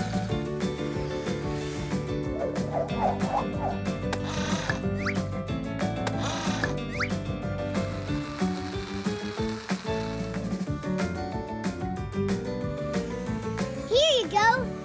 Now I'm sure that you'll hear me. What were you thinking? These headphones are wireless. What are they? Wireless headphones get connected to a device via Bluetooth. This is the symbol for it. Click, and the gadgets each start sending radio waves so they can recognize each other. Contact made. Play your favorite music from your phone or tablet, and the sound will be heard in the headphones. After using them, the headphones need to be recharged inside their case that works as a battery. And if the headphones are big, they'll need to get plugged into an outlet to get charged. Class. Thanks for nothing. Some friend you are. I was just trying to help you out here. School sent a message. The spelling test got rescheduled. Hooray! Hooray! I'll fix your headphones. Now you have plenty of time to study for your test. Uh-huh. I can start tomorrow. Hello, Johnny. Want to come over and play? I'm here to study. Tomorrow's a science test? Really? Come on over. Did The voice assistant.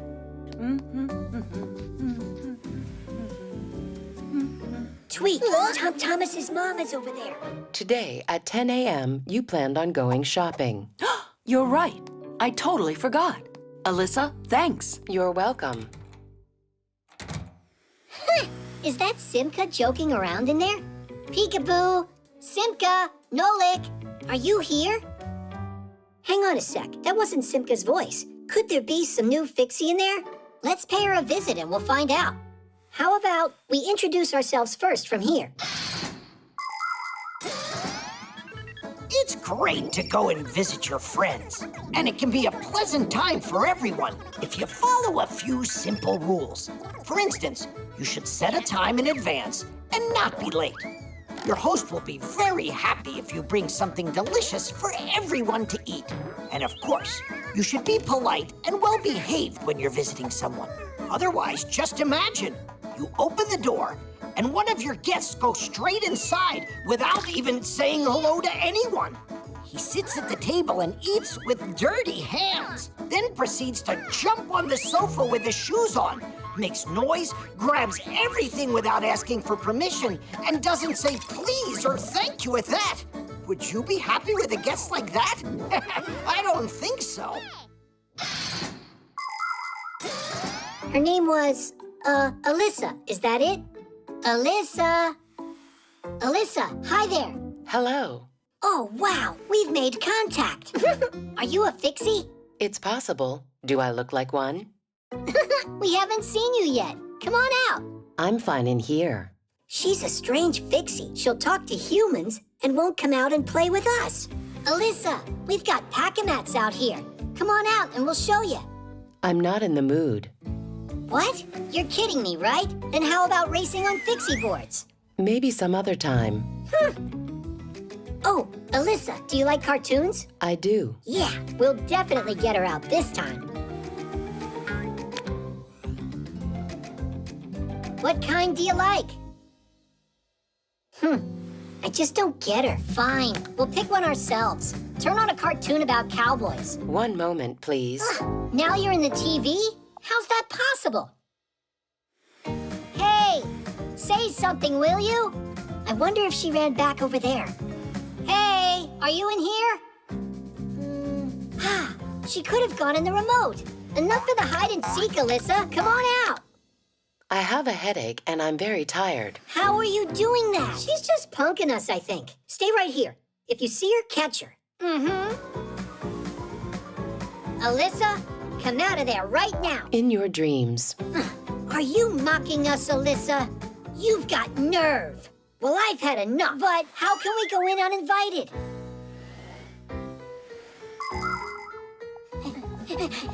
Over there.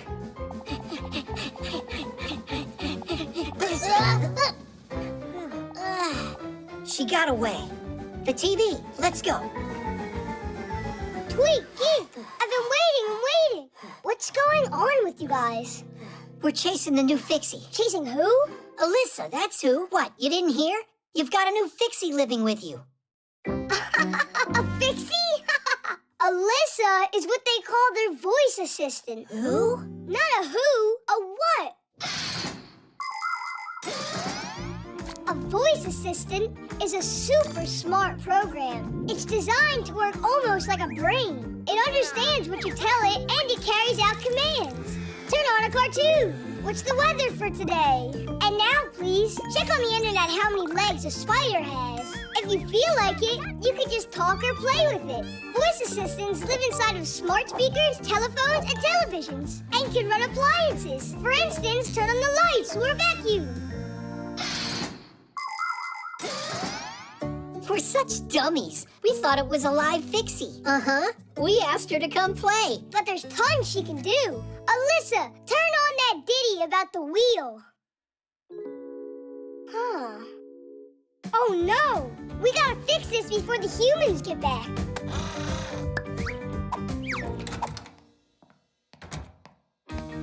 Alyssa, hi there. I need a good waffle recipe. Guys, faster! Alyssa. I don't know, 'cause electricity is my only food. Stop! What? Alyssa, I need a recipe. I can help you cook lots of different meals. Cool. The pump.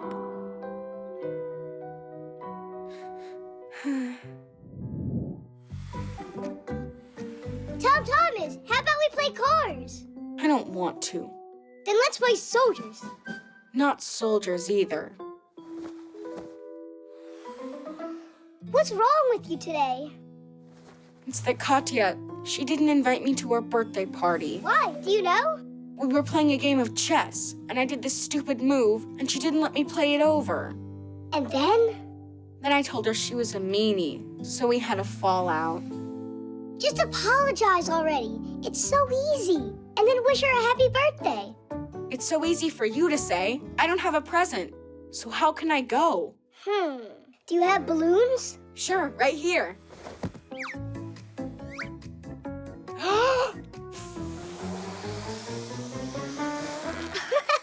Tell Katya you got her a sausage for her birthday. I can't bring this, can I? Wait a sec. I know a way that you could turn that into a doggy. Show me. Have you ever seen long balloons that look like sausages? It's possible to make animals, flowers, or even people out of them. Making things out of balloons has got a name. Twisting. That's because if you want to make them, the balloons need a twist.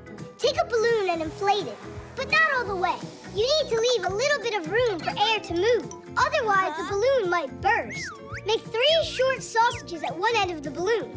Next, fold and twist the 2 of them that are closer to the center. That will be the head and the ears. Now twist some more to make the neck, front legs, and the biggest part, the body. Then comes the back legs and the tail. And that's it. The doggy is done. Now go and try to do it yourself.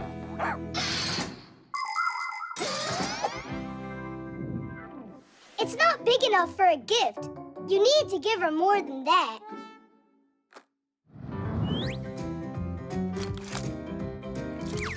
The robot. A broken one? You think this car would be good? Maybe that could work. Oh, I forgot about this. It's a ball for exercising someone gave me a while ago. That'll work. Only you need to blow it up. It's prettier that way.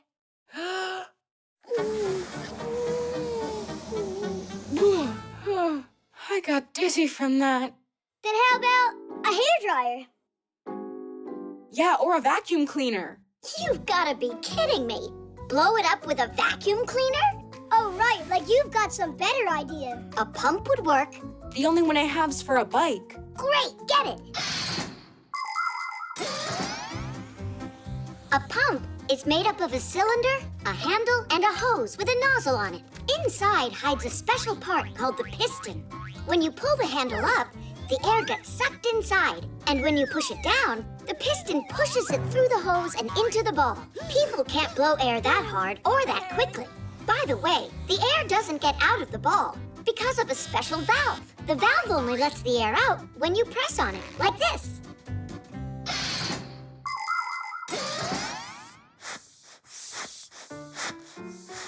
What inspired you to take out that old present after a year? Tom Thomas is going to give it to Katya for her birthday. Are you guys serious? You're gonna give her some old thing you don't want? Come on, Simka. The ball's practically new. I'd say used is more like it. A present is something you should put your heart into. And what did you put into that? He put the air in it. Look how he's pumping. Anyway, you can't give presents like that. Yes, you can. No. Yes. No. Yes. Ah!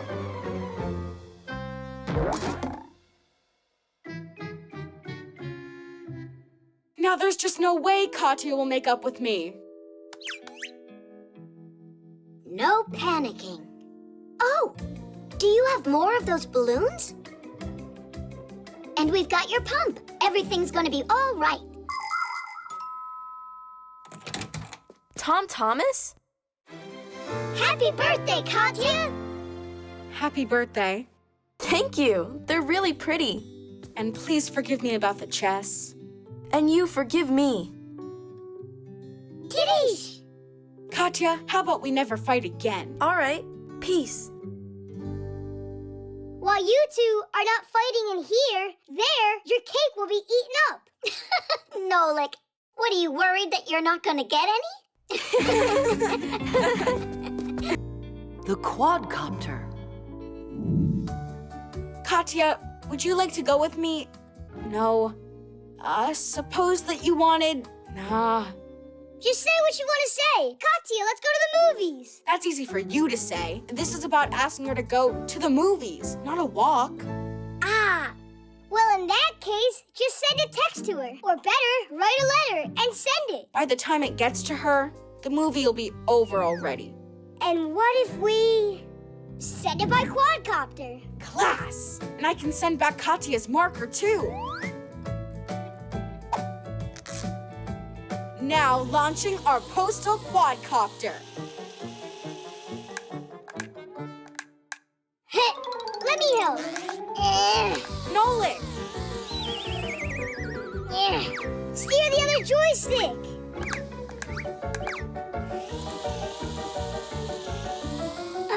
That was a good job. A quadcopter looks like a helicopter, only it's smaller, and it has 4 rotors. They can also carry a camera, which means they can not only fly fast, but can shoot videos and photos too. These devices are used by journalists to help document their stories, and by cameramen to shoot from high above the action. Quadcopters also help rescuers find missing people.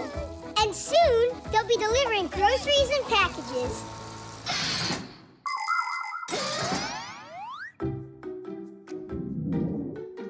She's taping a note on it. Let's fly it back here. Thank you for the marker? What about the movies? Nothing at all. She doesn't want to go. Maybe Katya doesn't want to go with me, but with Johnny. Your imagination is awesome. All right, we'll check with the quadcopter. But that's spying and that's not good. Only that Johnny. Someone's not answering her call. I'm sure it's Johnny. He never hears his phone when it rings. Now she's writing him a note? So that's how it goes. Katya, now I know everything. Enjoy the movies with Johnny. But the friendship between you and I will always be strong? Is now over.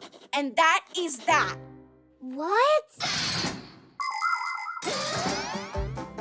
When ancient people needed to send a message, they would make signals with loud drums or with smoke from fires. The signals were then sent repeatedly in a long chain, moving from one settlement to the next. Later, people started using messengers and carrier pigeons to deliver the news. It was not until the 16th century that a real postal service appeared in Europe. A postman would travel in a carriage, only there was so far that he could go. With time, ships and trains started carrying letters. But today, most everything is sent through the internet. 1 second and the message is already in an electronic mailbox or on social media. Paper letters are becoming rarer and rarer. But you gotta admit, to get a real letter feels great.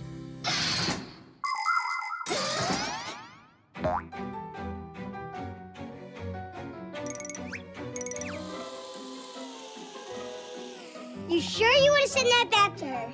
No, I want to hand it to her. But then she'll find out that we were spying. Katya?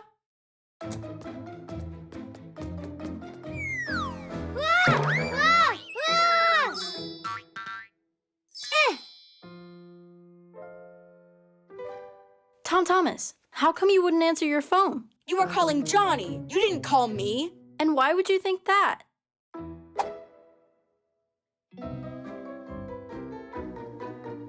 7 missed calls? That means... I was thinking that you and I, could just open this. But you were writing this note to Johnny. Hey, were you spying on me? No, Katya, it's all my fault. Please forgive me. Tom Thomas wanted to send you a letter. But it never got to you. It fell off the quadcopter.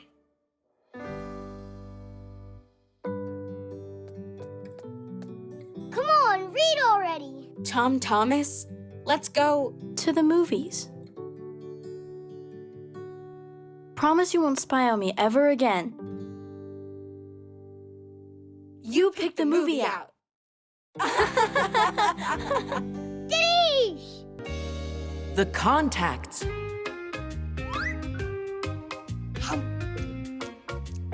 Shh, Mom's about to stream her broadcast. A live show? Does that mean I'll be on it?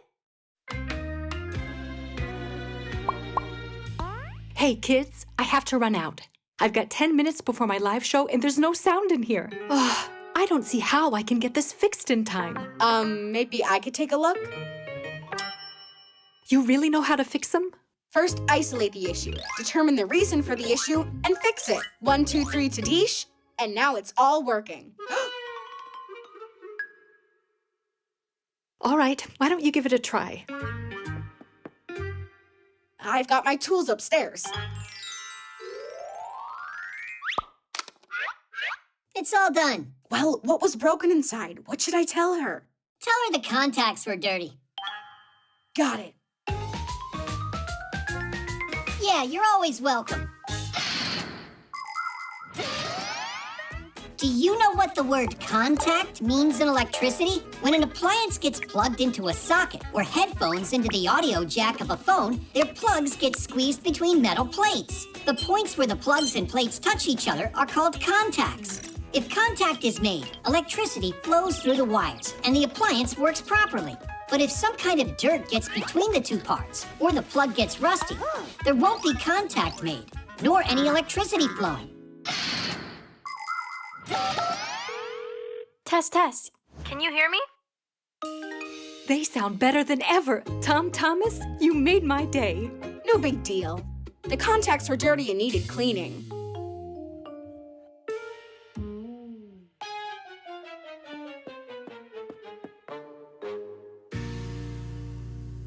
Now what's wrong with this? Let me take a look. I'll fix it for you. All done. A dirty contact. Aha! I'm a master. You're a braggart, that's what. I'm trying to help your mom out. Or would you rather her show gets canceled? Thanks so much, Fixies. Katya, why have you kept this secret? Those are golden hands you've got. That was nothing at all. At home, I always fix things. Like our laptop, our dishwasher. The pack-a-mat. The pack-a-mat.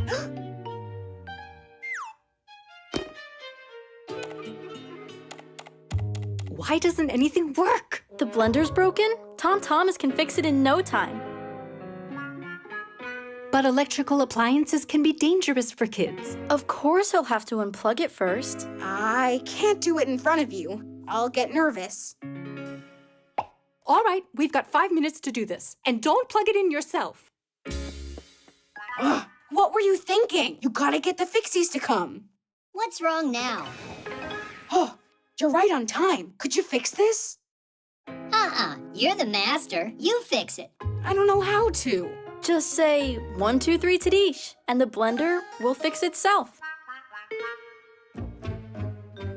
Oh, please, you gotta help me out. I promise I won't brag anymore. All right. You need to put the lid on straight. There you go. That's what you needed for contact. That's all?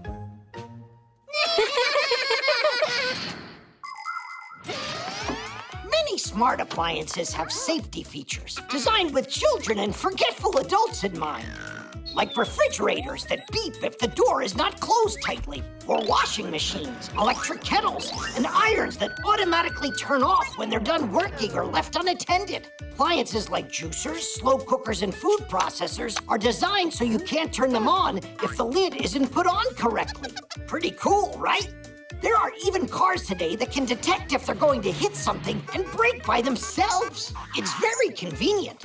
But still, it's better not to completely rely on machines for safety, or to depend on Fixies to come to the rescue. So please, don't leave appliances unattended for long, and take good care of them so they can work properly and safely. Bye-bye, guys. Have a great day. Thank you so much for your help, Tom Thomas. I couldn't have done it without you. It really wasn't just me. Who else was it? I'll tell you. He got help from some real masters. You're lucky to know them. Oh, can you give me their contacts? My vacuum cleaner needs fixing. Come on, Tweak. We have to go and fix that vacuum cleaner. Perpetual motion. We're the first ones here. Nobody's too excited about learning today. Hi there, Tweak. Hi there, Geek. Bye, Tweak. Bye, Geek. We got school now. Where are you going? Digit is taking a well-deserved day off. Huh? Take a look at what he made. Wipers to clean glasses off?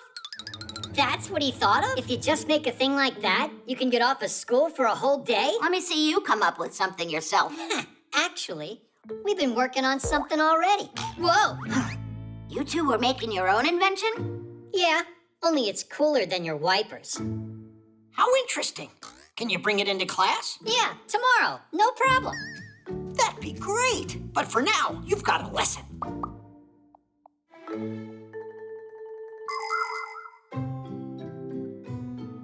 It is quite original. But yesterday, I gave you the day off class so you could get some rest, not keep working. By the way, I thought the twins were bringing in their new invention with them. Here I am. Where's Geek? Geek will be here soon. But we don't have to wait. And here's our perpetual motion machine that I'll be showing you today. Perpetuum mobile? What? Sounds very intriguing. I can't wait to see it. Are you ready? Ta-da! Now we can go home, right? No one ever invented a machine with perpetual motion. Just imagine how great it would be if we could have perpetual motion machines. You start the machine up once, and then it would continuously move heavy loads, push water through pipes, or create heat and light, all without ever stopping, charging, or refueling. Scientists have been trying to create this kind of machine for ages, but so far, they have never been successful. Because the very idea of perpetual motion goes against the laws of physics. Stop trying to be so smart. Look, it's working, isn't it? I gotta figure out how. What's there to figure out? All that matters is that we promised, and we did it. Examine it if you want. And Tweak, you're free to go. But he'll break it if I go home now. Well, then stay if you'd like.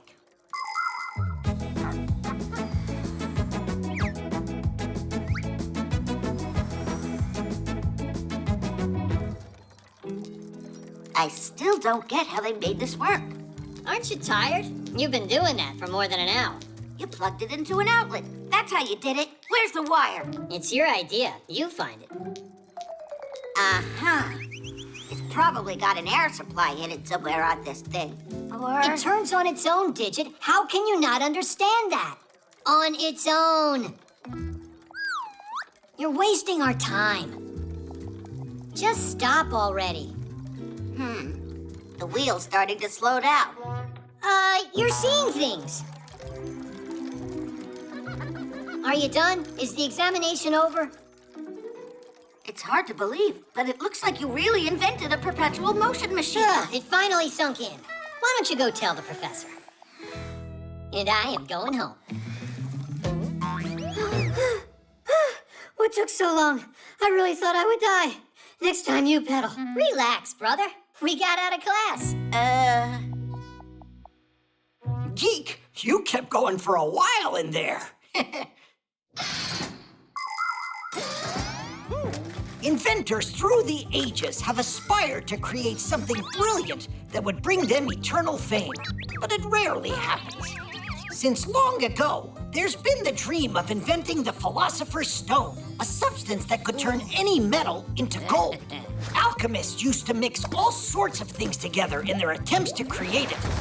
In ancient China, emperors desired an elixir of immortality that would let anyone who took a drink of it live forever. There were a lot of pretenders who would come to the emperor saying, "I have found the recipe for eternal life." But you and I know that this was just a lie, because that potion can't possibly exist in our world. A true scientist doesn't betray science just to become famous. So that's how you got it working. Good hoax. And for your effort, you two can still take the day off. Right now, a couple of sick days is what I need. Oh. And for your next project, how about making that potion for eternal life? Give us 2 free days, and you can consider it done. Huh? The secret code. Gotcha. You can't catch me! Oh! Hey, watch where you're going. The newcomers. What you hauling? Nothing. Yeah, you know, nothing special. Need help? We'll manage. Time to go. Or we won't finish. Our Essaprusin time. See ya. See ya. Essaprusin? Never heard of that before. What is it? Tweak and Geek are definitely up to something. Come on. Hey, what's an Essaprusin? What language is it? Any idea? I getcha. And they say you're smart. Hey, look at this. They're hauling more stuff. For the Essaprusin. And the sloot. You got it? All right, Fixies, hold on to your hats. He said salute. Do you know that word? It's nothing good, I'm sure of that. I didn't like those newcomers from the very beginning. Am I the only one who doesn't know what's going on? There is the foul den of those evil boys. We've got to stop their wicked plan, or it's gonna be the end of us. How? I don't know. You got any ideas? I need some time to think. Now is not the time for thinking, it's time for action. I will scout it out. And I? And you, Nolik, will use this to keep an eye on them and tell me what they're doing. Esperus and Sloot. Esperus. I think I know what this is. A code. If a note written in a secret code falls into the hands of a stranger by mistake, she won't be able to read it. Because instead of having words that the reader can comprehend, the note is written with symbols for letters, or with letters in a mixed-up order. To crack the code, you need a key. Not a key for a lock, but the key that was used to create the code. If you have the key, you can use it to find out what the message says and send back a secret answer using the same code.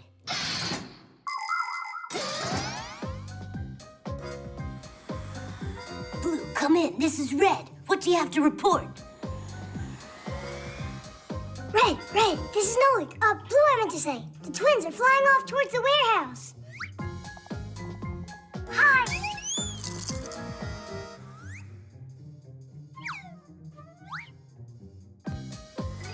Look out! Blue, there's no escape. Hang in there, we'll save you. Digit, Red's over there. No, not Red. Fire. We've got to go save him. Ugh. It's the twins who need to be saved from fire. It's the what? They'll come in, we'll flip the switch, and it'll be Essaprusin for all of them. No way. Not on my watch. I won't let you do it. Fire! Stop! People have been using codes for centuries. The ancient Greeks wrote letters on leather strips that, when wrapped around a cylinder, would make the secret word appear in a row. They also sent coded messages using a disc with holes and letters. The message was spelled out by threading a string through the holes of each letter in order. The message was decoded by pulling the thread out and writing down the letter the string came out of. In Italy, people created a code using pages filled with letters. When a key with spaces cut out was placed over the coded page, the message would appear in the openings. Today, computers use numbers for encoding information. It takes a chain of numbers this long to code the word Tadish. The science that studies the history and techniques of secret codes is called cryptology.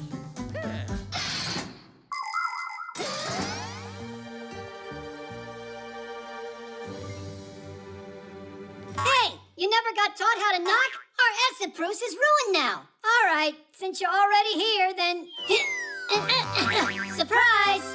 Look at this. Where's the Essaprusin? Look. Essaprusin is just surprise, backwards. It's a secret code. We didn't want you to find out about it ahead of time. Come on up here, quick!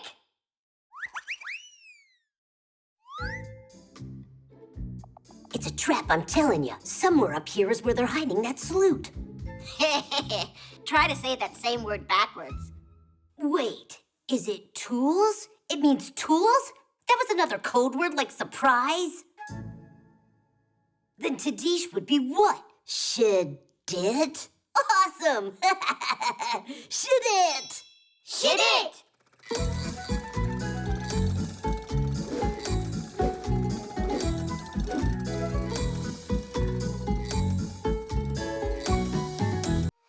The piano. We got your phone checked and cleaned up. Great. Thanks, Fixies. You're lucky you got Fixies here. In our house, the piano's broken, and we got no one to repair it. A piano? You got one for real? Wait a second. Maybe you could try. A piano? I can do it. Do you know how it works? You're gonna tell me, right? A piano is a string, percussion, and keyboard instrument all under one lid with a full-blown mechanism inside. Every one of the keys has a hammer attached to it. When you press a key, the hammer strikes a string and it starts vibrating. That's how the sound is born.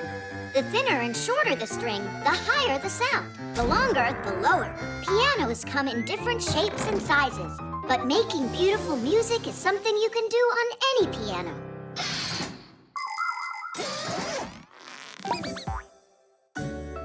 Your room is beautiful. So, where's the piano in here? You're standing on it, Nolik. Really? I thought it would be huge. And where are those little hammers? There are no hammers. It's electric. There's no sound either. I'll go in and check. Oh, now I see what's broken. We have contact. Tadish! Tadish! What? Ah, I didn't tighten it up. Sure enough. What a scatterbrain. Yoo-hoo! Who are you? Who are you? This is my home. I want to know what you're doing inside here. Tightening the screw. Who asked you to do that? Katya. That human girl that lives here? Right, very funny. I'm friends with that human. Hey, let go of that. No way in the world. Hey, are you all right there? Did you bang yourself hard? Yeah, so hard I'm seeing double. What's your name, dude? Nolik. Sure it's not Speck? I'm joking. I'm Tweak, and that's my brother, Geek. Him and I are twins. You know what that is? Do you know how Geek and I became twins? There once was a very hard-working inventor who needed to make two identical gears with very thin edges. He worked day and night, carving, grinding, and polishing those parts, putting his heart and soul into it until those two gears looked identical. And as you already know, when a piece of soul goes into making something, a fixie appears. And in this case, there was enough soul for two of us. But our lives changed when the inventor died. We got picked up together with his other things and dropped off at the dump. Without any work to do to stay charged, we just zonked out. If it weren't for a chance meeting, we would have perished. Hey, Tweak, don't tell them everything at once. We got time. Is that human really your friend? Uh-huh. But Fixies aren't supposed to mix with humans. Well, Fixies aren't supposed to break things either. But it's just because that human girl is... Katya. Katya. How do you put it? The piano's not her thing. Nolik! That's for you? Yep. You got the guts to introduce us to her? I thought Fixies aren't supposed to mix with humans. But you're friends with Katya. That means she's a human you can trust. First comes the piano. Well, we warned you, Nolik. Are you all done? Turn it on! Oh no, here we go again. They take care of our machines. Irons, roads, and toasters. Threes and TV screens. Katya, even stop! How come? You don't like it? That's not it. It's It's good. And a really good song. And super loud. Only you don't want to scare all the Fixies off, do you? Scare what Fixies off? This is Tweak, and this is Geek. Not quite. My name's Tweak, and mine's Geek. Ah! We've got Fixies living here.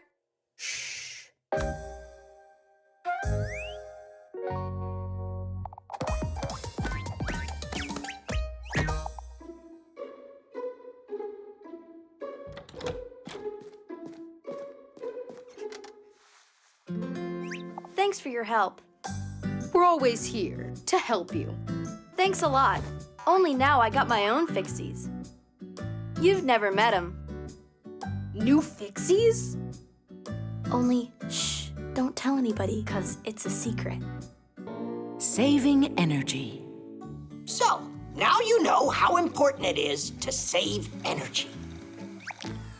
Yes, there we go. Your lesson is over, and you're free to leave now. Nolik, where are you going? It's our chore day. I can't help you. I'm doing something else. How interesting. And what is that? I gotta save a bunch of energy. Oh. Save what? Did you forget what Grandpa's told us? Modern appliances are designed to save energy. All of today's tablets, notebooks, and phones are equipped with a special power saving mode that lowers the brightness of the screen so the programs don't consume the electrical charge too quickly, and the device can run longer. Appliances like TVs and microwaves should be turned off when they're not being used. And of course, every time you leave the room, remember to turn off the lights. I don't know about you, but I think Nolik is just being lazy. He doesn't care at all about saving energy. Hey, I think I've got a good idea. Let's try it. An energy-conserving, fuel-efficient Fixie. That sounds really cool. So, can I leave now? No. You gotta stay. You lose all of your energy along the way. All right, I can stay with you and watch you do all the chores together.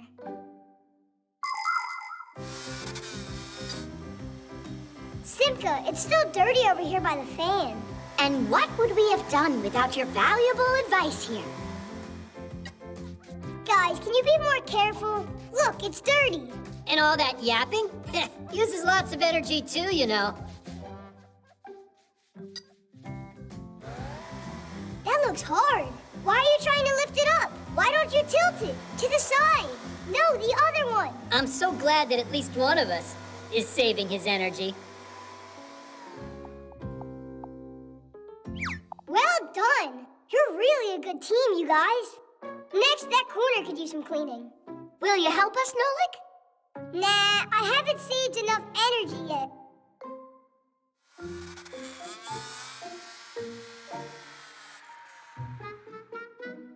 Hey, where did you disappear to, huh?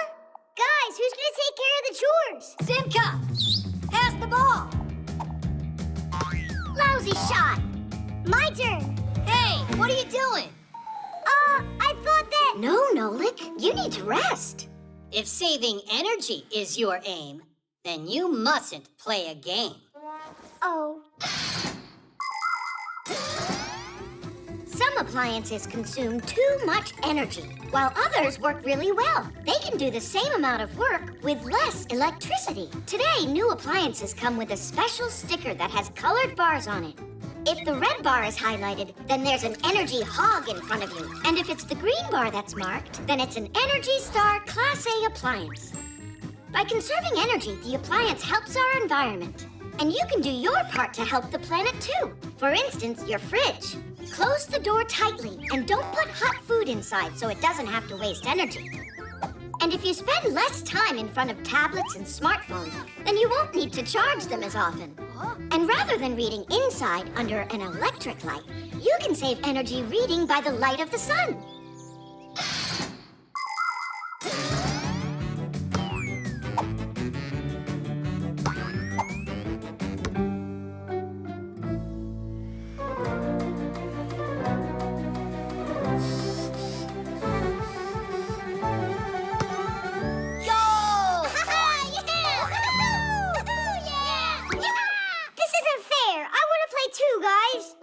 play?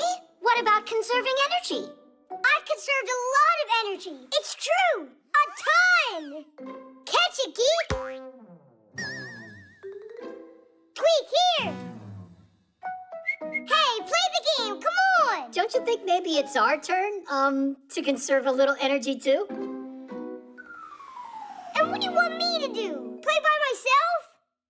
I know a great way that you can apply all of that stored power that you have. Nolik, make sure that you clean it well.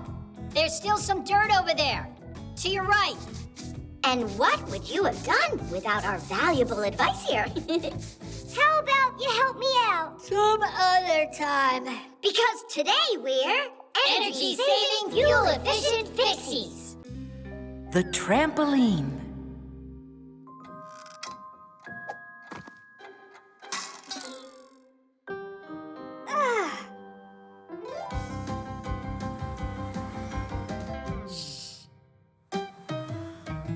Tula, do you know where Simka is?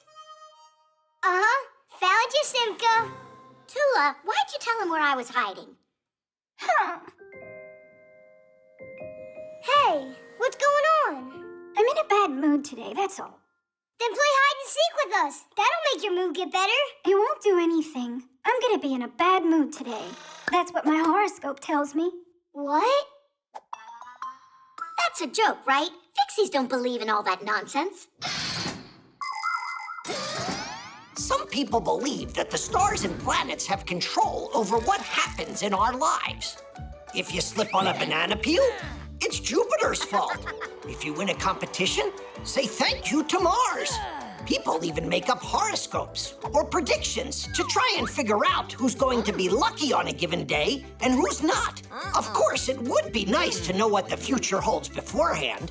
But to this day, scientists have still not found any evidence that horoscopes can actually predict the future. Obviously, some predictions can happen coincidentally, but we shouldn't count on those predictions coming true. Everything is in your own hands. It feels much better to know that your success comes as the result of your hard work, and not because of the turn of some planet. But I really am having a terrible day today. That means the horoscopes aren't nonsense. I say we check and find out. 5, 4, 3, 2, 1. Music's great for lifting your spirits. Now without this little part, everything just falls apart. If you think a screw is knocking, take it out, but just beware. Everything will break without a... Nolik, do you have that huge brush? For what? So we can tickle Tula. Hey, what's that for? Tula. Hey, where are you going? Wait, I'm gonna cheer you up.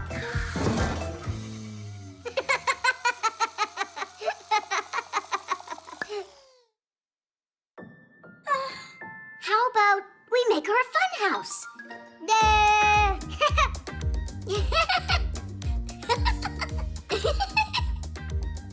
Whoa. Oh. This really isn't funny at all? Oh, here's something we gotta try with Tula. Research by scientists has proven that your mood can improve by jumping on a trampoline. It's not too hard to build a trampoline. Springs are attached to a metal frame on one side and a durable fabric on the other. Some trampolines are like big balloons that are inflated with an air pump, and they can look like a ship or a castle or even a mountain. It's fun to jump high on a trampoline, but safety rules always come first. Otherwise, you can easily fall or strain a muscle.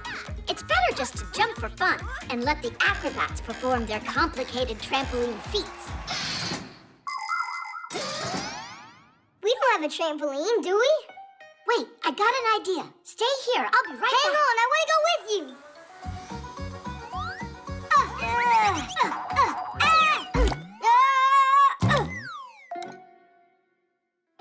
It might work. It looks like a gelatin mold. No, it's not. I've tested it. Come on, jump with me. And Simka? We'll start without her. That way you'll be happy when she gets here. Let's jump? I'm sure it won't work. Just give it a try. On the count of 3. 1, 2, 3! Help! Save us! Nolik? A horoscope against a trampoline. It's not a fair fight. But that's not a trampoline. It's a dessert. What's the difference anyway? It's like I already said. Today the whole world's against me. What is this? Whoa! Look, I'm flying! Where's that bad mood of yours that you said was predicted by the horoscope? Huh? It went away! Told ya. And just so you know, Digit's the one who built you this trampoline so you'd feel better. Digit, you're splendid. Actually, today's horoscope also predicted that it's gonna be... Tula, you can't help yourself, can you?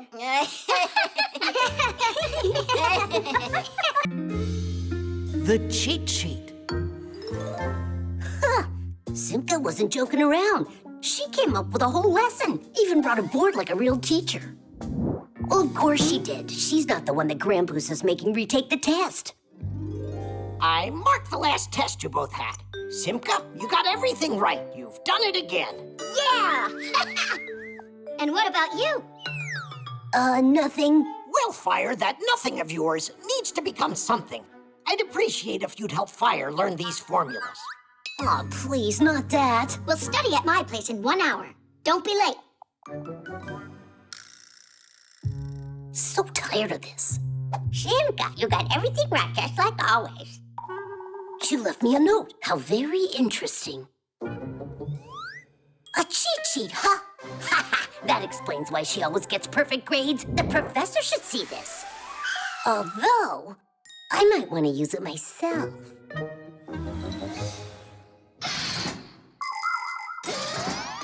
Legend has it that cheat sheets were used as long ago as the 8th century.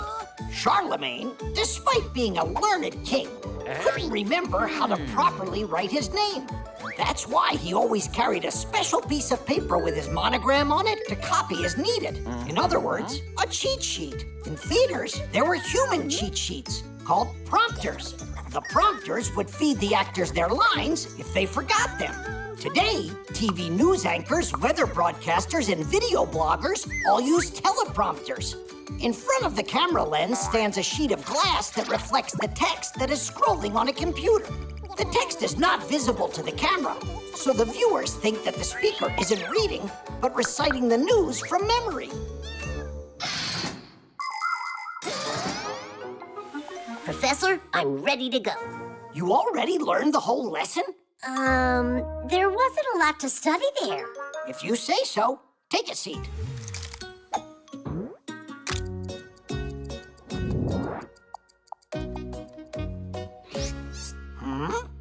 My leg. It's itchy.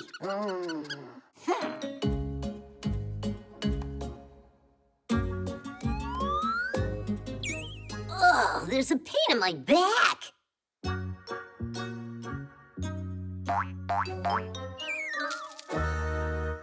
So, you decided to cheat on my test.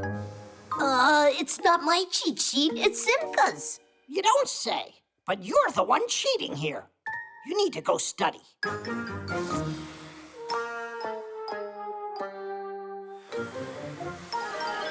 You finally made it. I was beginning to think you forgot. I found that cheat sheet you were using. Anybody can get an A if they use this.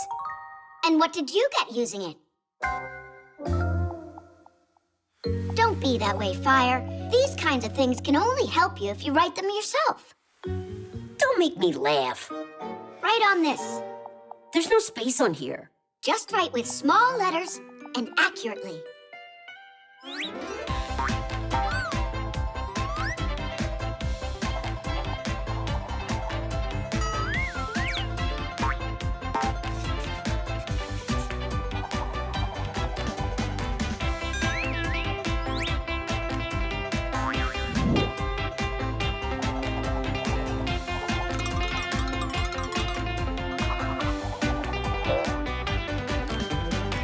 It's all done.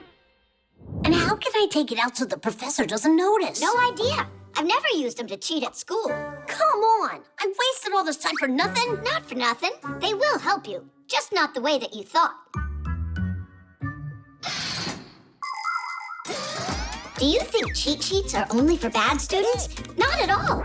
It's a good idea for anyone to make them. It makes it easier to remember a difficult word, formula, or a date if you write it down a few times. But it's important that you don't stay up all night long and forget to have a good night's sleep. If you do that, you won't need your cheat sheet during the test. Only remember, your notes will only work if you really study your lessons. If you don't do that, then no cheat sheet will be able to help you on your test. Simka, I took the test, and I passed without looking at the cheat sheet. Just like I told you. This cheat sheet is truly magical. You really don't get you learned these formulas on your own? How? By writing them down on there. Ah, you just wait. I'll become the best student in the whole class. Uh-huh. Have a seat. You and I need to study. How come? I've already got this. But that was for the last exam. The next one's history, not math.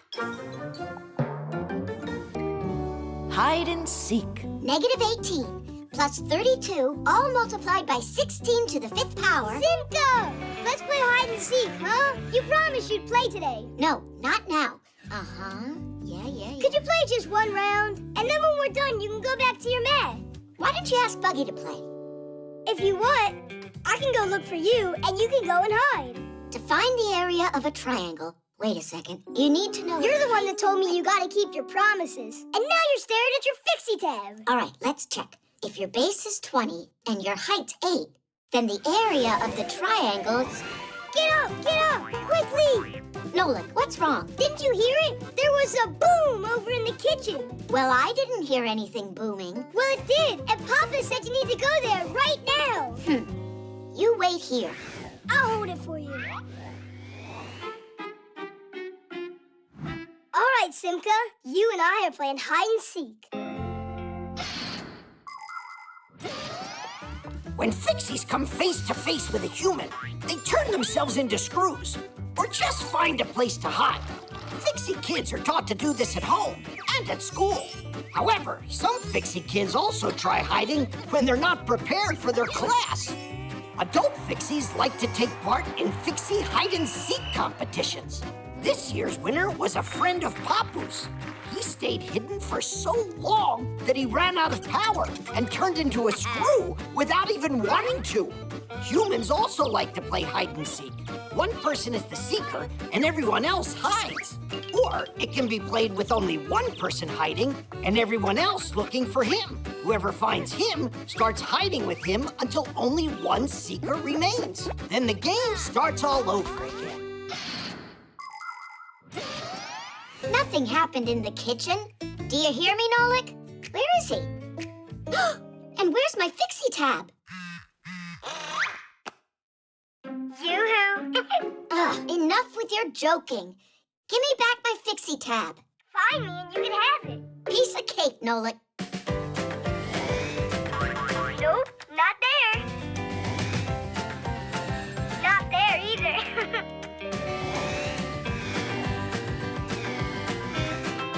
Want a hint? How about we play You're on Fire? You're really cold. Ooh, you're freezing. Getting warmer. Oh, you're hot. You're on fire. If I'm on fire, then where are you? If you're on fire, it means you burned down. It means you went the wrong way. You got it all backwards. When I'm getting closer, it's hot. When I'm getting further, it's cold. That's how the game works. Get it? Really?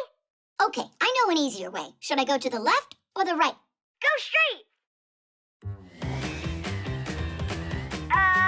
To the right.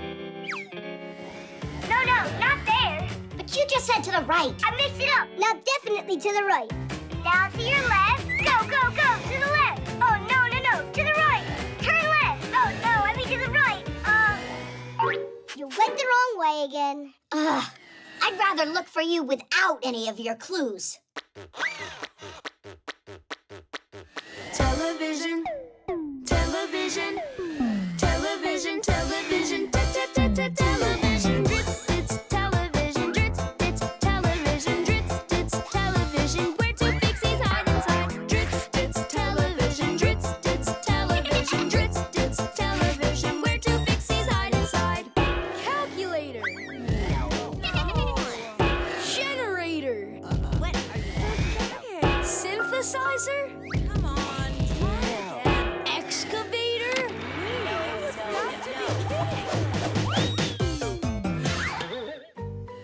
So you give up or what? That means I won that round, and that you're the one that's still it. There was no round. Got that? Now you give me back my Fixie tab. Calm down, I'll give it to you.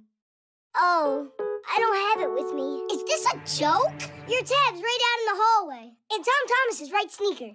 That's where I was hiding. Chusaka, no!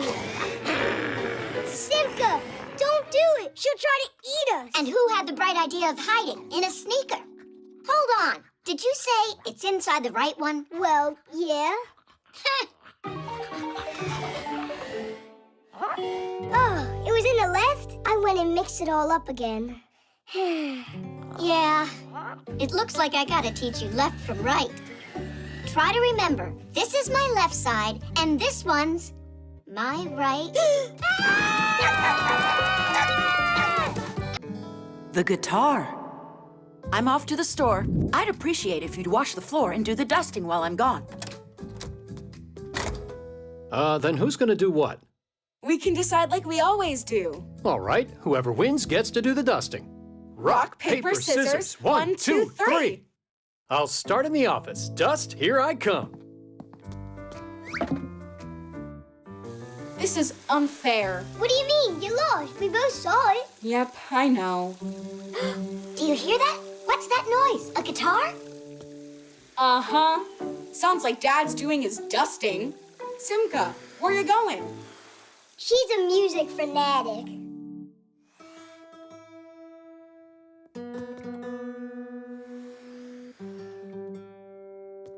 Can't believe what I found. I haven't touched this guitar for so long. Sing a song? How about the dust? It's not going anywhere.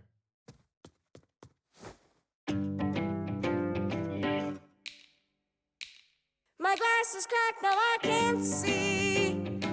My glass is cracked, now I can't see. My glass is cracked, now I can't see. My glass is cracked, now I can't see. My glass is cracked, now I can't see a single thing in front of me.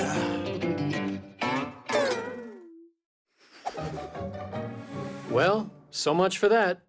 I don't have any new strings here. Shall we go clean?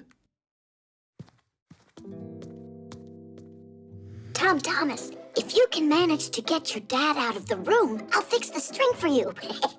Ah, really? All right. Yeah. I told you that she's a fanatic. Dad, why do I still have to mop the floor? Let's try again with rock, paper, scissors. Sure. Here we go. 1, 2, 3.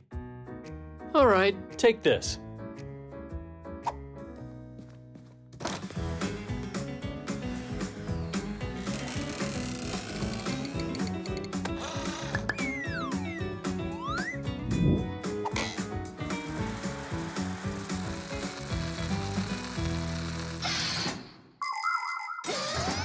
You can take a guitar with you anywhere you go. To your friends, to the country, or on a camping trip where you can sing songs by the campfire all night long. By the way, did you know that a guitar is called a plucked instrument? That's because the player plucks its strings with his fingers. When plucked, a string starts vibrating, producing a beautiful sound. The thinner the string, the higher the sound, and vice versa. To play a melody, you need to press the strings down onto the wooden neck, which is also called the fretboard. The guitar has many relatives: ukulele, banjo, dumbira, lute, and even balalaika. There are a lot of them, but the one that I like the most of all is the powerful electric guitar. Connected to an amplifier and speakers, its sound can fill an entire stadium.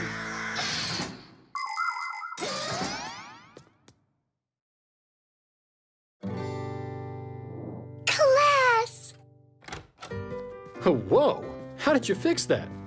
There was an extra string in the drawer. Then let's go back to singing? I'll get new glasses, then I'll see. I'll get new glasses, then I'll see. I'll get new glasses, then I'll see. I'll get new glasses, then I'll see. I'll get new glasses, then I'll see everything in front of me. I will see, yes, I will clearly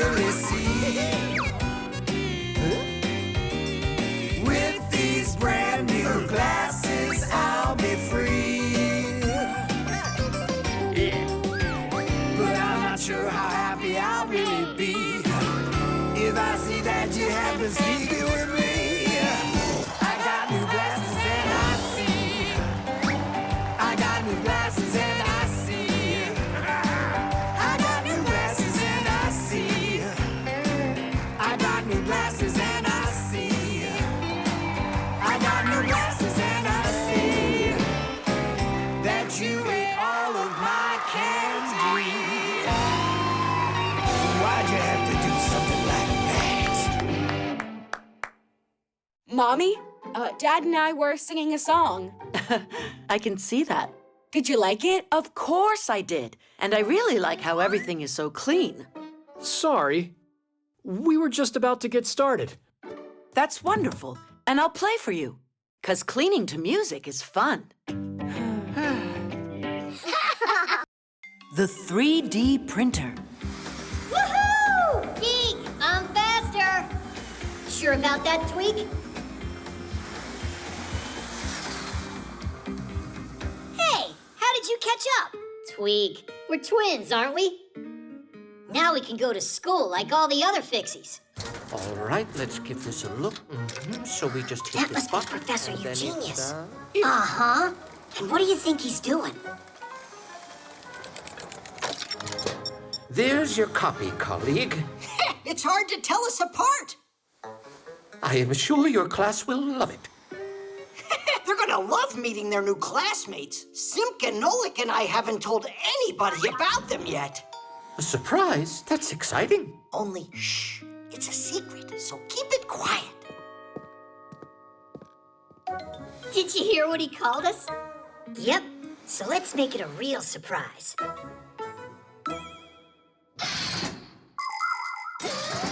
It's not easy being twins. Everyone mixes you up all the time. Anyhow, I'm Tweak. And I'm Geek. You think we're both the same? It's not true. Tweak, he writes with his left hand and is very ticklish. And Geek grabs his stomach when he laughs. Geek loves fooling around with computers. To find a bug in a program or outsmart a virus, that's his world. Tweak, he's a master of practical jokes. And together, we're a team that's always coming up with something new. Speaking of new, Geek and I, we've never gone to Fixie school before. It's true. Basia was homeschooling us. But when we met Simka and Nolik, we decided to give it a try. Ha! It sounds interesting. Although, I doubt we'll be here for long.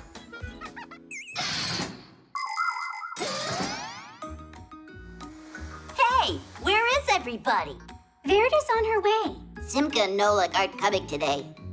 Hello, everybody. Oh. Hi there. I'm Fire. Are you a new student?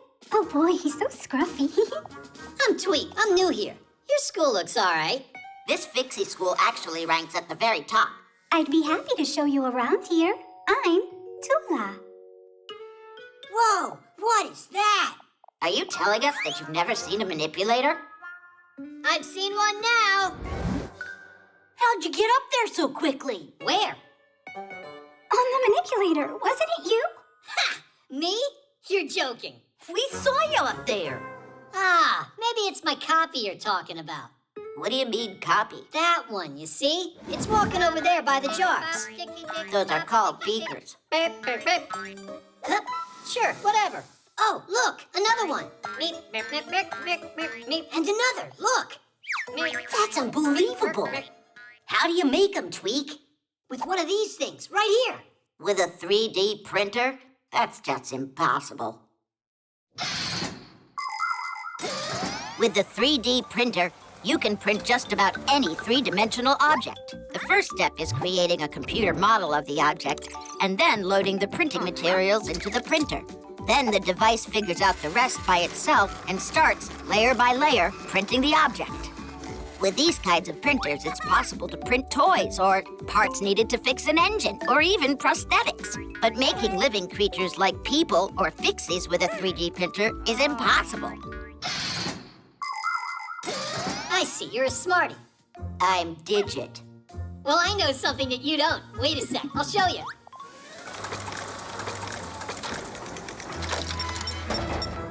Ta-da! No way! It's just like a real Fixie. Like me? Splendid. So, I see you've already met our new students. Professor, this one is in our class, and this one, he's only a copy made by the printer, or vice versa. Quite a surprise, isn't it? A copy, you're telling me. The quality's great, only the head is a little off. But don't worry, we can reprint it. Huh? Do what? Class, get to work.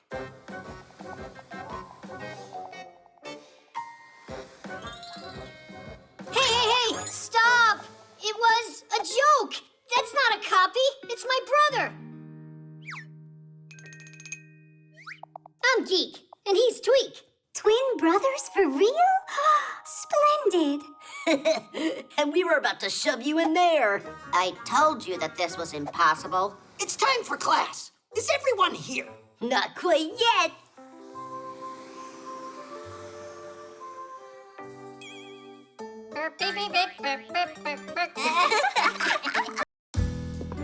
Dancing. Noontime. I'm starting the experiment.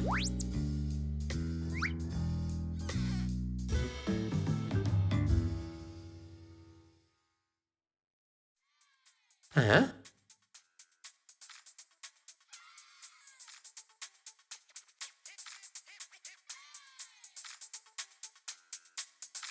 Just what is making that racket?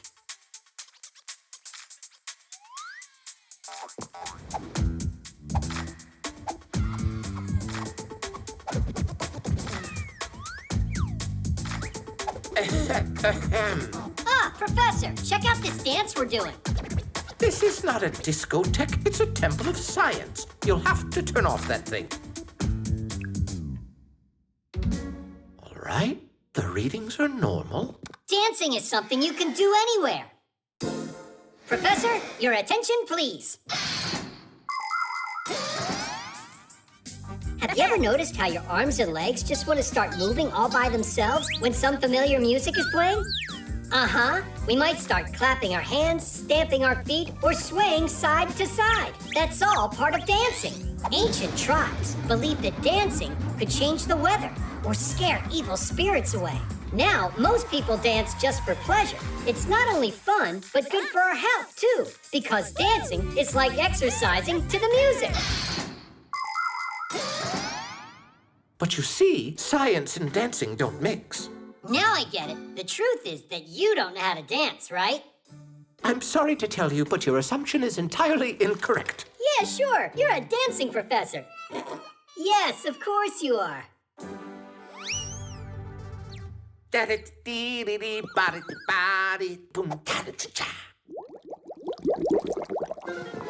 Ooh, yes, the reaction's begun. Let it run a bit longer. Only no more than a minute. Cool dance?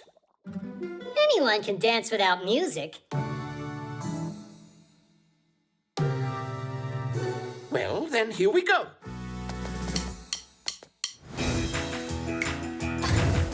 I wish I had a big computer that is an enormous screen. I would stuff my big computer with more games than you've ever seen. Computer, computer, computer, you are super. I play my computer and turn it up real loud. I play it all morning, all day, and in the nighttime. But no, that's not allowed. He's got an interesting style, kind of vintage.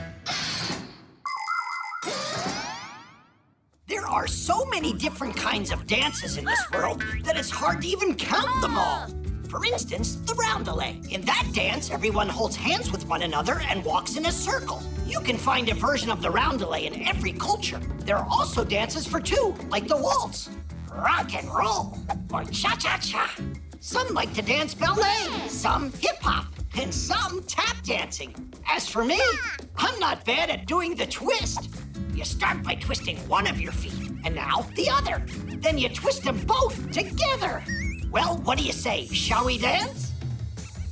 Computer, computer, computer, you are super. I play my computer and turn it up real loud. I play it all morning, all day, and in the nighttime. But no, that's not allowed.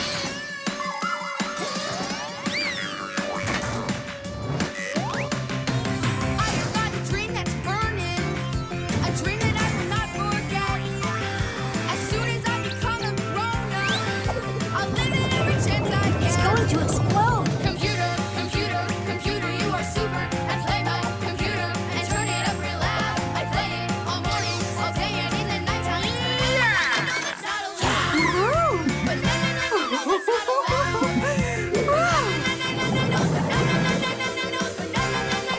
Oh, no, it's not allowed.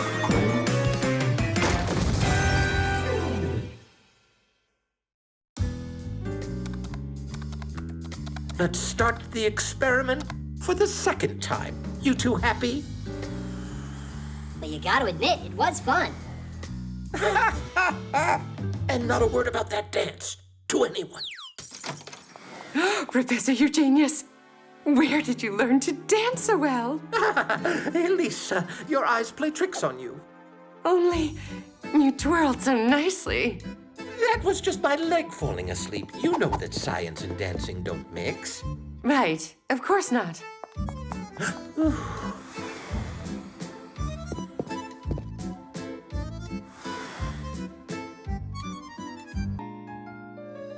Plaster. Here you are. Decided to skip school again, I see. Oh, Simka, Nolik, have you seen this thing?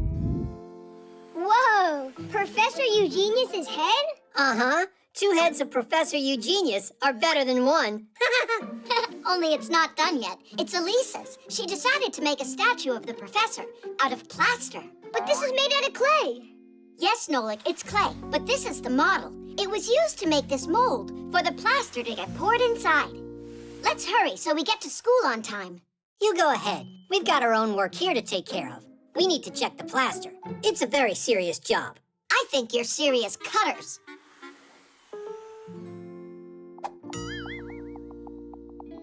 Bombs away.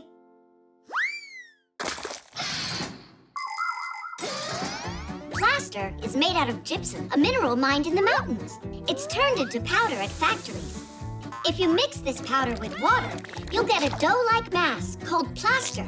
You can sculpt anything you want out of it. For instance, a statue or a column.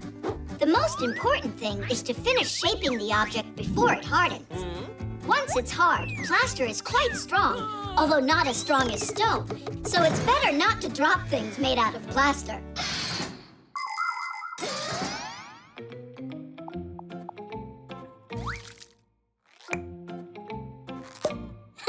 We are seriously well plastered.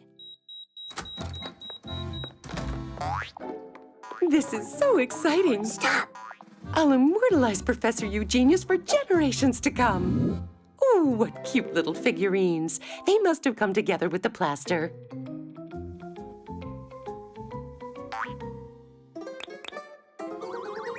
How about I paint you guys? I've got nail polish around here somewhere. What a bad mess. Let's run. High-quality plaster. Strong stuff. How about we turn into gears? We can't do it when the plaster's hard. Here you are. They're terribly unsteady. All right, should we go with stripes or polka dots?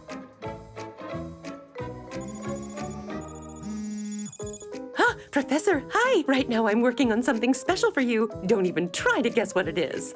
What? Did you say in your office? Understood. You'd better think, or we'll be living forever as statues with polka dots. We should run off the edge. Are you nuts? You're gonna hurt yourself. But this way the plaster will break. I got it. I know its style. Little flowers. You guys are rather rough. I'm not going to paint you. Yes, that's right. They need sanding.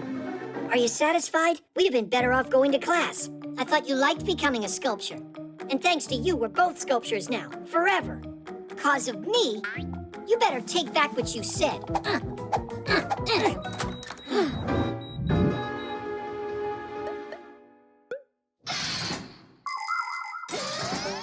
Sculptures aren't the only things that can be made with plaster. Plaster's a good building material, too. With its help, it's possible to put up a new wall to divide a big room into 2 smaller ones. And that's not all. Plaster's often used in medicine for lots of different things. Dentists make molds and casts out of it to create braces or dentures that make teeth straight and beautiful. And of course, plaster is an invaluable aid for fractured bones. Bandages get soaked in a plaster solution, and layer after layer are applied to a broken arm or leg. The wet bandage hardens, making the broken bone immobile so it can fuse together. And if you want, you can draw something funny on a cast to cheer up your friend.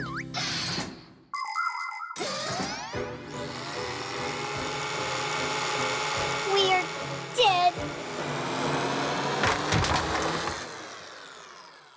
Huh? What's going on?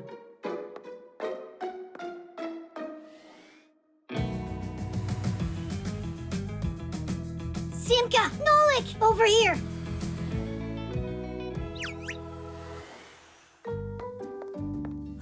Where are the figurines? Professor Eugenius is coming soon. I need to finish everything. I'll find the figurines later on. They couldn't have run away. Goes without saying. Well then, tell me, class, what have we learned from the twins' serious study of plaster? You can learn a lot more with just your hands. Is that so? You think sitting in class is boring? All right, try standing and see if that's better. The roller coaster.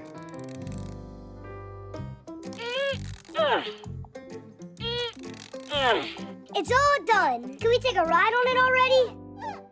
You need to tighten those up, and these a bit more. I've tightened these bolts so many times. It's a very intricate mechanism. It has to run precisely as a clock. There, is that all? It should be. Just one thing. This roller coaster must be tested first. That's what I told you. We should ride it. Not yet. Wait right here.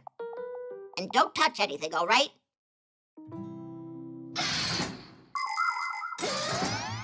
Anybody can have fun on simple rides like swings, carousels, and sliding boards. The kind you find in just about every playground. But for real excitement, nothing beats the huge rides at amusement parks that can lift you up at high speed, twirl you around and around, or even send you upside down. Before any of these rides are open to the public, they go through a long and thorough inspection, with the first passengers being heavy bags or mannequins. Oh, whoa! Looks like we came to the right place. Is this your roller coaster? Mine and Digit's. Hey, Digit said not to turn it on. We still have to test out this ride. So, test it on us. Without Digit? Ugh, enough already with Digit. You scared to start it yourself? Me? Well, yeah. Why's Digit allowed and you're not? Yeah, why not? I know how to use these buttons too. Are you ready?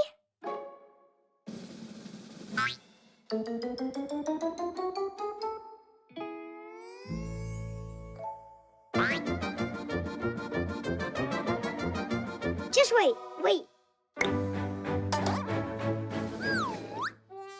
Is that all? Yeah, guess we gotta wait for Digit. All right, let us out. How? It's enough joking around. Let us out! It's awesome! Super! Huh? One more? Okay, yeah! Woohoo! You can stop it now. Hey, are you joking? It must be this one. Hit the brake! It's enough! The lever!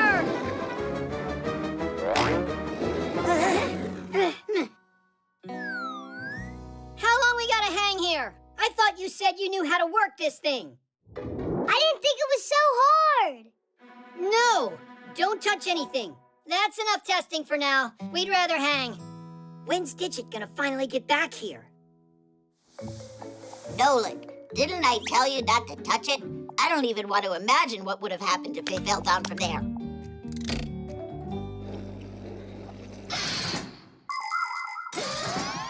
When you're going to take a ride, even a simple one, there are a few rules to follow to stay safe.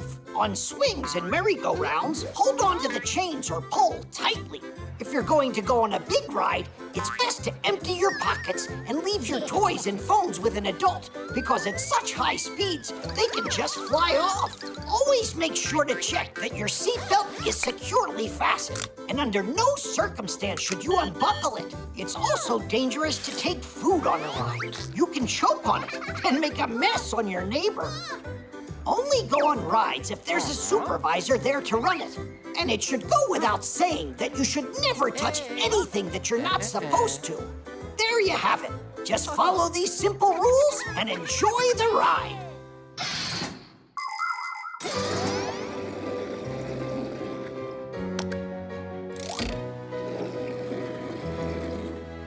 The roller coaster is now open for rides. Yeah? All right.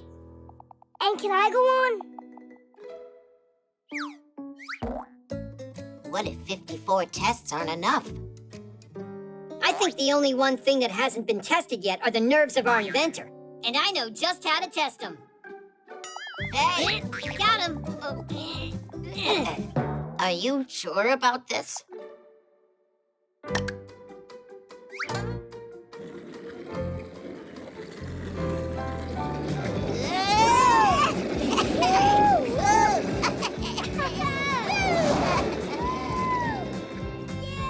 Huh, we haven't tried pressing this button yet. Don't press it! It's a surprise!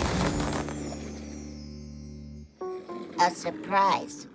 Meant for Tula. That was awesome! One more time! The swing.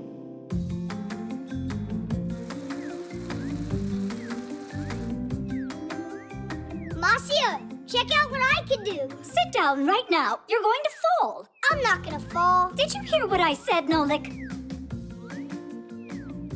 There's no need to worry at all. We're right here with him. Oh, yeah. Hold on tight, do you hear? I'm good. Great! We're almost done here. Papoose, look at you.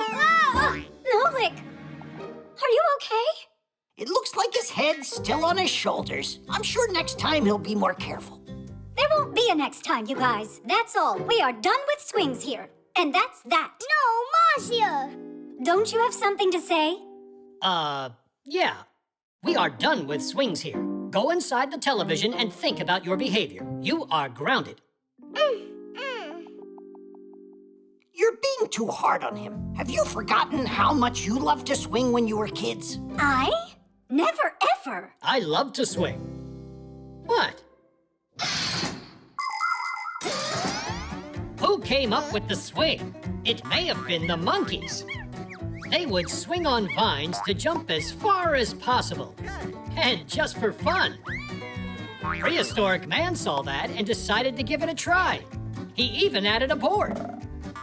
Then people thought of putting one log on top of another, and the seesaw was invented. Many years have passed, but the basic designs haven't changed. Only the materials are stronger now.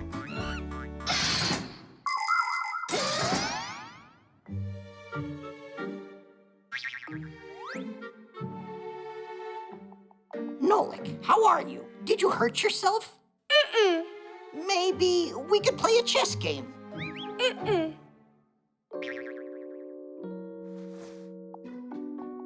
You're upset, huh? You see, your parents, they worry about you a lot. You could have hurt yourself there. But nothing bad happened. Marcia and Papoose act like they were never kids before. Like they never played on a swing. It's just that everyone grows up and forgets what it was like. It's more like you grown-ups are boring.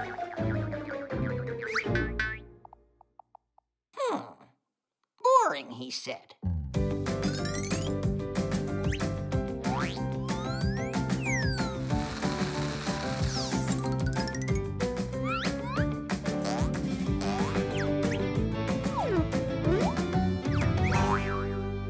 Nolik, did you think about what you did wrong?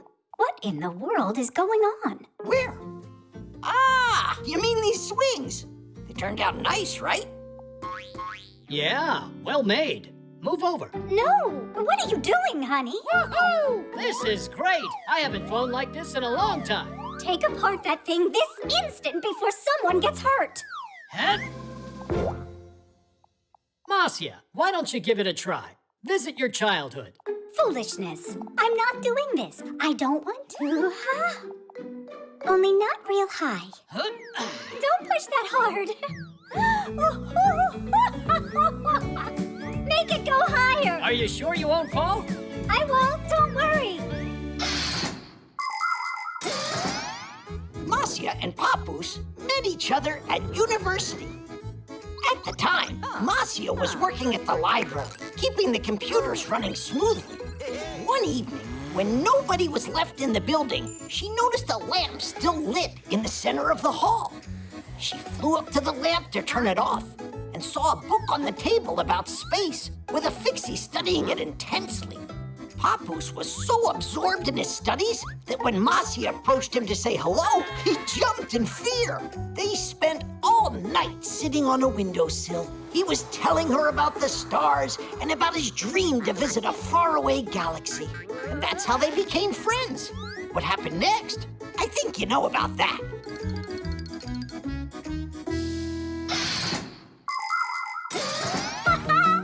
It's so fun! Woohoo! Marcia!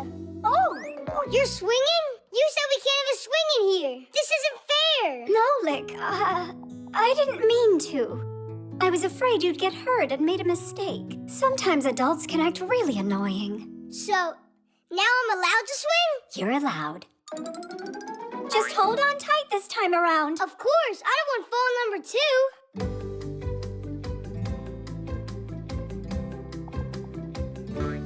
Are you ready to fly into space? Yeah! 1, 2, 3, go!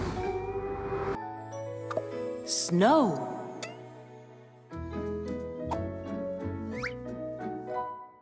Well, where do you think the tree should go? Let's put it over here this time. But it was right there 2 Christmases ago. And so what? It was nice there. Every year is the same old thing. How about we have a snowball fight instead, like humans? Uh-huh. You'll go get buried in a drift and then we'll have to find you. Here's an idea. Why don't we celebrate this Christmas in the refrigerator? Even better, in the freezer. The humans will be done with their cooking and they won't bother us in there. And what about snow? We'll find you that snow. What is snow? When water evaporates from seas and rivers, it flies into the sky, turning back into liquid again. The drops are so tiny and so light that they just hang in the air and form clouds. But if the drops in the cloud join together, they become big and heavy and fall down as rain. But these heavy drops freeze when it's cold out, and they turn into ice crystals. They grow spikes in all directions, forming what we call snowflakes.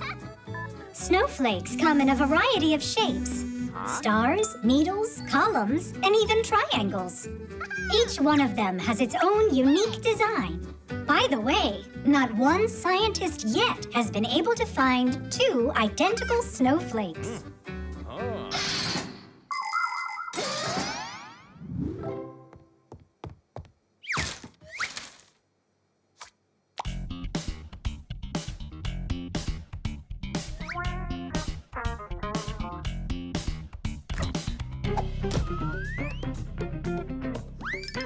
Refrigerators are the best if you love chilly air.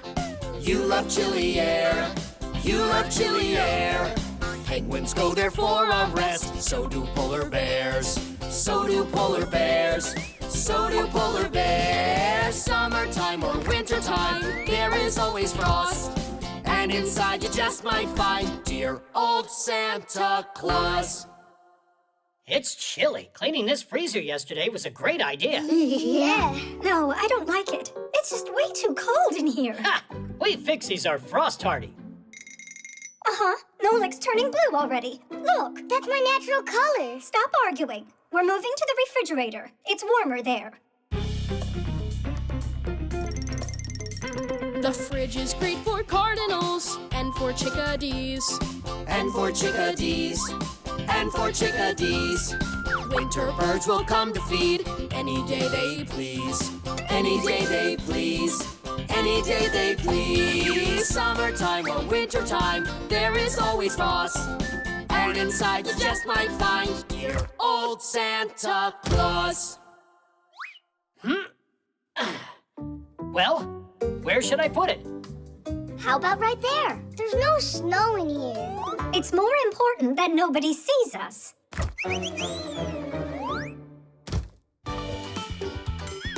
In the fridge, the weather is a walrus's dream. Walrus's dream. Walrus's dream.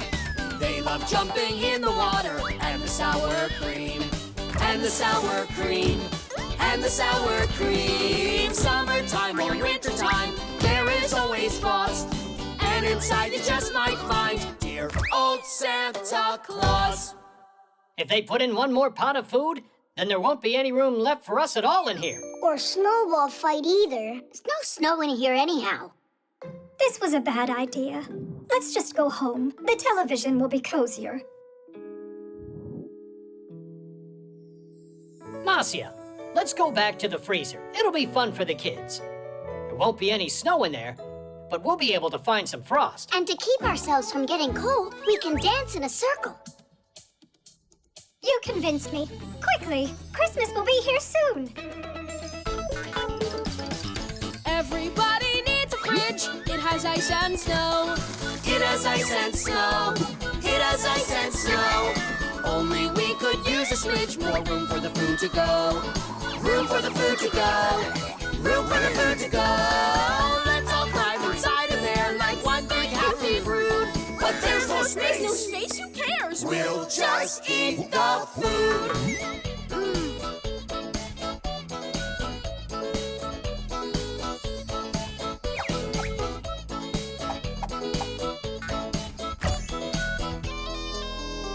Why did I open the freezer? The food's already out. Oh, those humans. The safety harness. Hey, Nolik, I say we go scare Elisa. What do you think? Yeah, I'm in. All right, let's go. Hey, Nolik, where you going? What about the rock climbing? We changed our plans for you. Getting some lessons was your idea. You're right.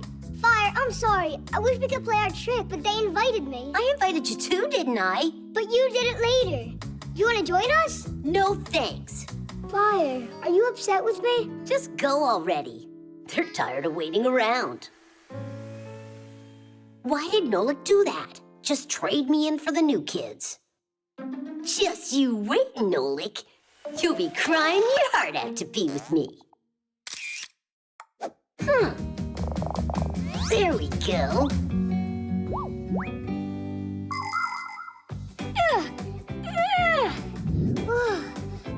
Pull yourself up.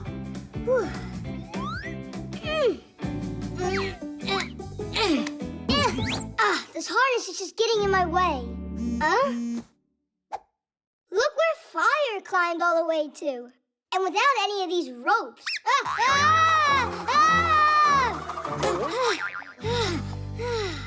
You know, maybe it's less comfortable with a safety harness, but I'm sure I wouldn't want to fall without one. Rock climbers wear special belts called climbing harnesses with loops on them. Fastened to one of the loops is a hook with a lock called a carabiner. The carabiner is connected to a secure rope, protecting the climber from a dangerous fall. By the way, safety harnesses, they're not just for mountain climbing. They protect window cleaners on skyscrapers and aerial gymnasts under the circus big top. And come to think of it, a seatbelt in a car is a safety harness too.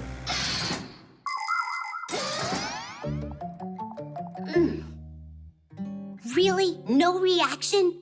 Then wait till you see these, Nolik.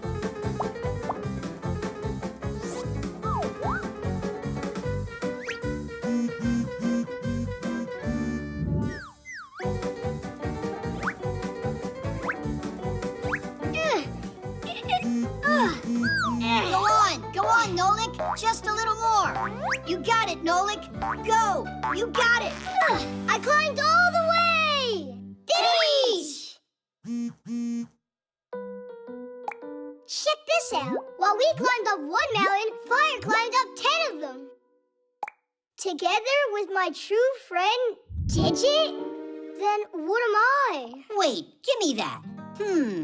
I could be wrong, but I think there's some cutting and pasting here. You see? That Digit's from another picture. Look, there you can see some of the laboratory. It looks like your best friend wasn't doing any climbing today. Only, I don't get why he did that. Yo, Nolik, you gotta be bored over there. How can your rock climbers even compare to me? Uh-huh. Well, no one can compare with your lying. My what? Those mountains of yours are not real. What makes you say that?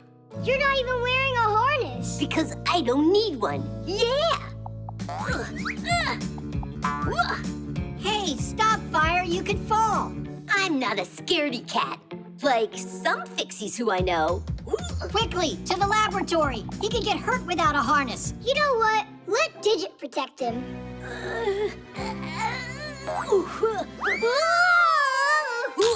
Help! Huh? Fire, hang in there. We're coming to save you. Before trying to become a real mountain climber, beginners should start by getting some training at a rock climbing wall with an instructor. While the wall is not a real mountain, it's still important to follow the rules. The best kind of clothes for wall climbing are gym clothes. For your footwear, it's best to wear athletic shoes that have a non-slip sole on them. You must never start climbing until after the instructor checks that you're wearing your safety harness correctly and that it's fastened securely. While you wait for your turn, move away from the wall so another rock climber can't land on your head. And no selfies up there. While you don't need to be afraid of falling if you have your harness on, it's still a lot more interesting to make it all the way to the top.